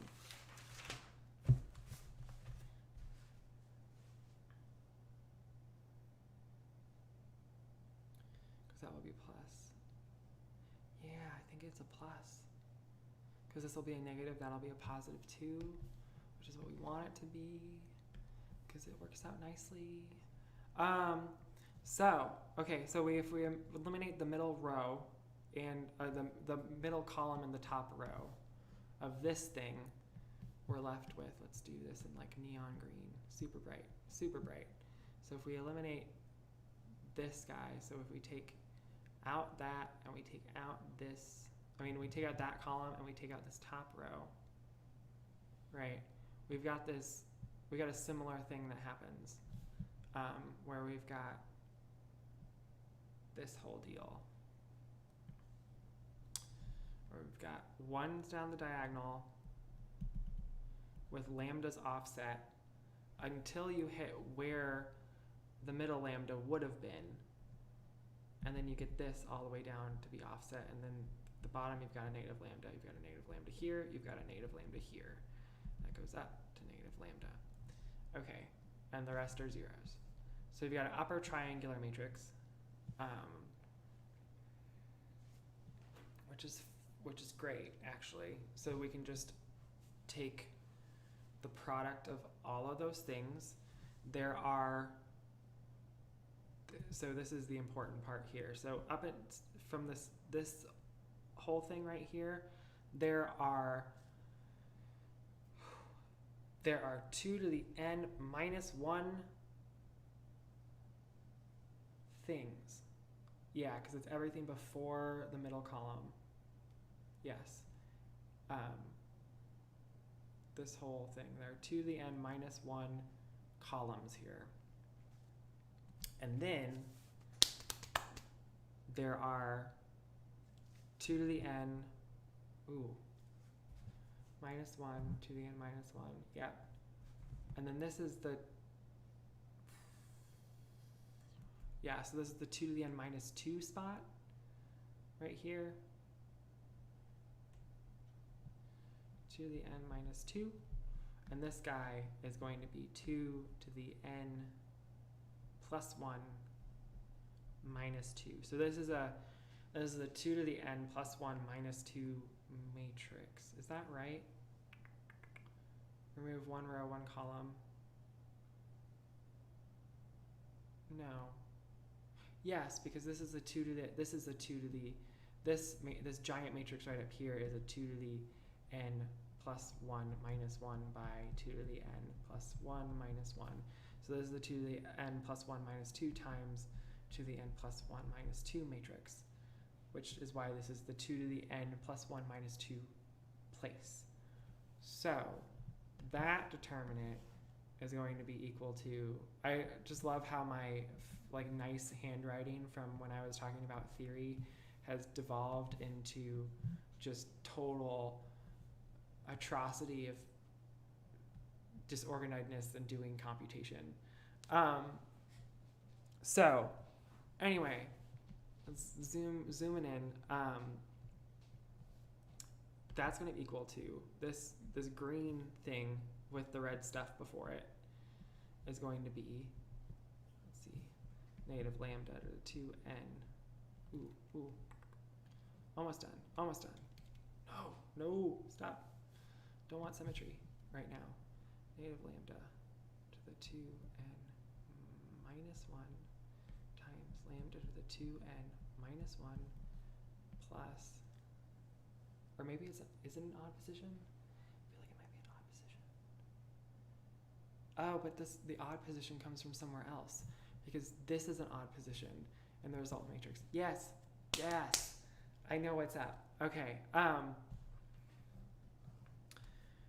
All right, so then got that whole thing. So this whole bottom thing right here is going to be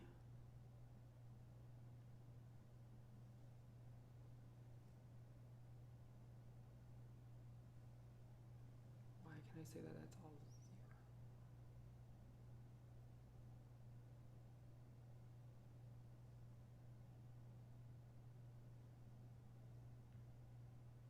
Oh, okay, okay, cool. So it's like the determinant of an upper triangular matrix is just the product of the things in the diagonal, which there are 2 to the n. Oh gosh, so there are, that's not a minus 2, that's a minus to the n. Yes, that's the key thing here. The main diagonal, the determinant of an upper triangular matrix is the product of things that are all on the main diagonal, which means that this is going to be equal to what we had from the first run through of the semi-upper triangular matrix. And then this is an odd position. No, it's not an odd position. What am I talking about? This is plus lambda to the 2n minus 1. And so that is equal to negative lambda to the 2n, because there's 2 to the n minus 1 things here. Is that right?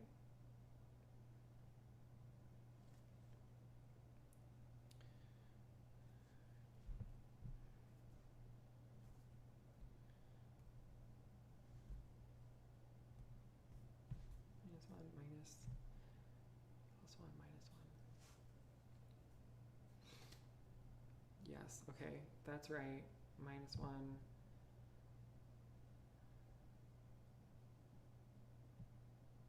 plus that.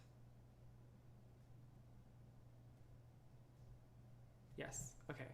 So there's that plus 2 times, oh, this is going to be negative lambda to the 2n plus 1 minus 1 plus 2 times lambda to the 2n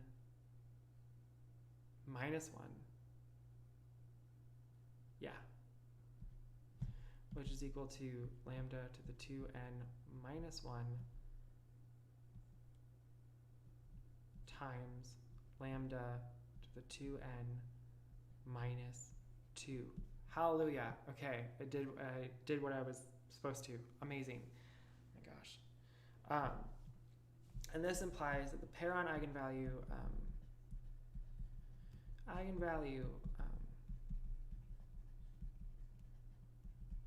of the nth iteration of this. I know it's been like almost a half an hour or 45 minutes since I figured out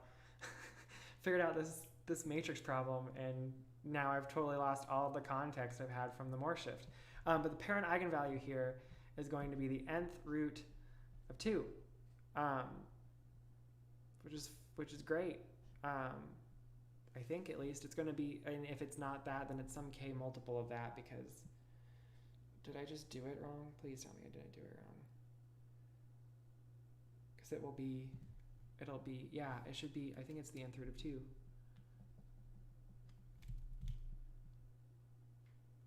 Or is it? I feel like I did something wrong.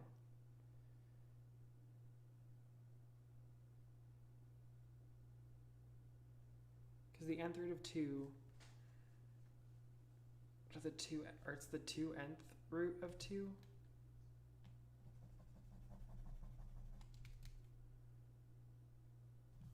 Hold up.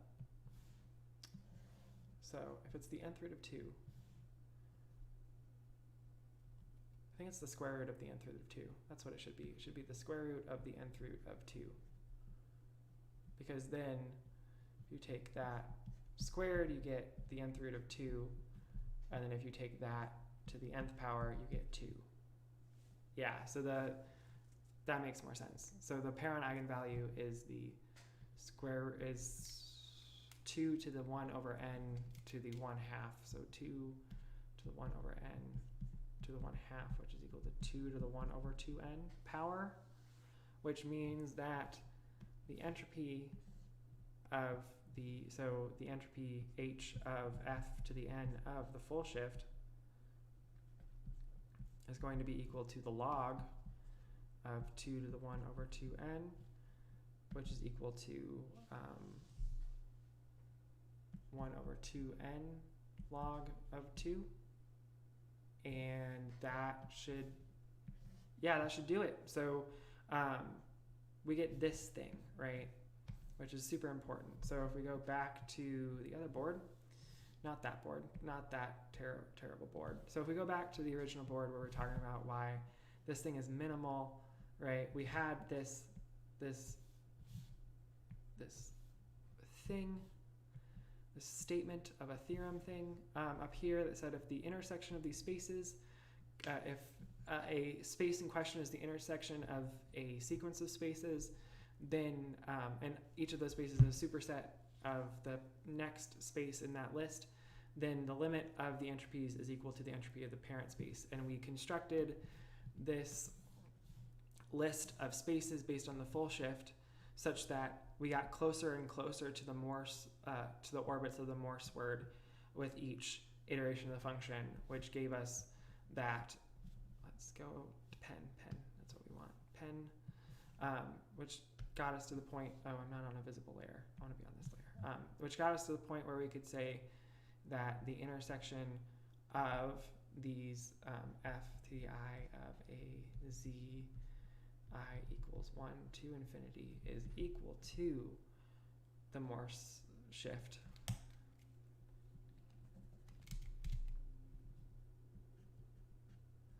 And we just saw that, and so we have that satisfaction, we have that property or requirement satisfied. Man, words are hard when you're almost 3.5 hours into a stream about talking about math for practice. So we have that notion established from like an hour ago. And then we also have the whole same superset notion, which we showed here as well. So we've got all the conditions formulated, and we were able to, in general, for any given I, determine that the entropy of the resultant space is equal to 1 over 2n log of 2 based on, let's see if I can get it right, based on this ugly graph,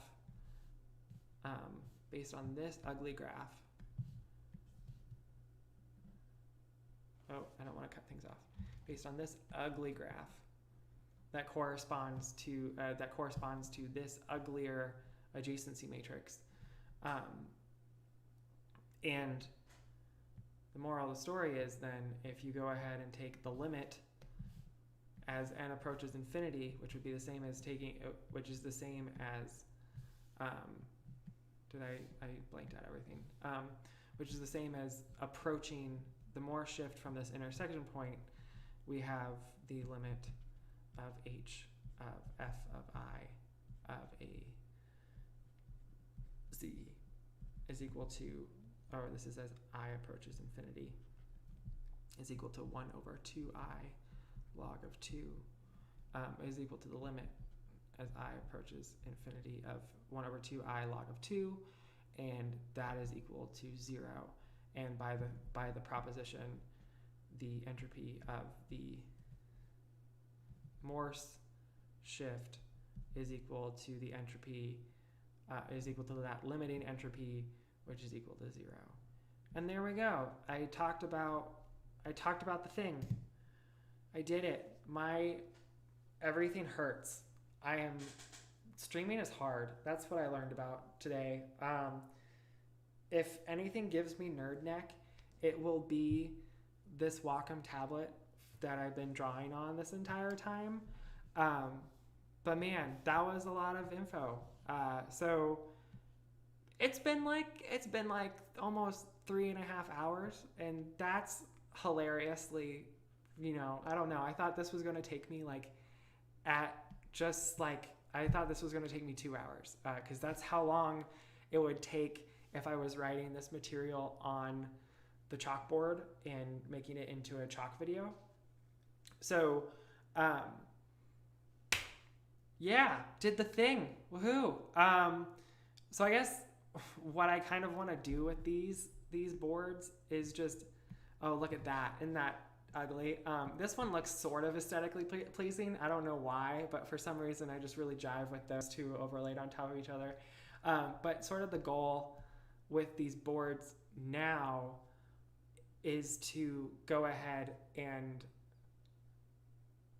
that's fair, Santiago. Also, thanks, Andre. So my personal goal right now is to take these boards and make them look a little bit nicer. This one looks great. This one turned out great. I'm so proud of this one. But to take these boards and make it into a poster, which would be super cool, because I really like the Morse Shift is one of my favorite things in math, and so it would be cool to have a poster of it. I also want to do a similar thing with topological entropy, so I think that's probably what I'll do one of these next time on, because I just like talking about symbolic dynamics. And this was good practice, so I got some practice out of it too, for just communicating math on the internet, which is great. But at this point, I think the people that have stuck with me for most of the time, I stayed above 6 concurrent the entire time, which is crazy. Being that the last time I did something live on the internet, the highest number of concurrents was 4 people. So that was cool. But for the people that stuck around forever, I appreciate it. That's insane. But at this point, I'm gonna go ahead and just stop streaming and maybe turn it to the background here for 5 seconds to make sure I don't cut myself off with the delay, because I know YouTube can be weird about that. But yeah, this was digitally chalk. Hope you enjoyed it, and yeah, I did the thing. It wasn't that bad. Thought it was gonna be super nerve-wracking, which it was, but I still did it. Anyway. If you enjoyed this stream, you can subscribe to this channel for more videos and stuff that's about more, denser math topics than what people usually talk about on the interwebs here on YouTube. And give it a thumbs up if you enjoyed me doing this live stream thing forever, man. It was on here forever. But yeah, that's it. I'm going to cut to the background, and I will see you at some point in the future. I don't know when. I do have a video planned, but I haven't started the production process yet. So it probably will not be a live stream next week. I just need to get some things organized and filmed. But yeah, alrighty. See you later. Bye-bye.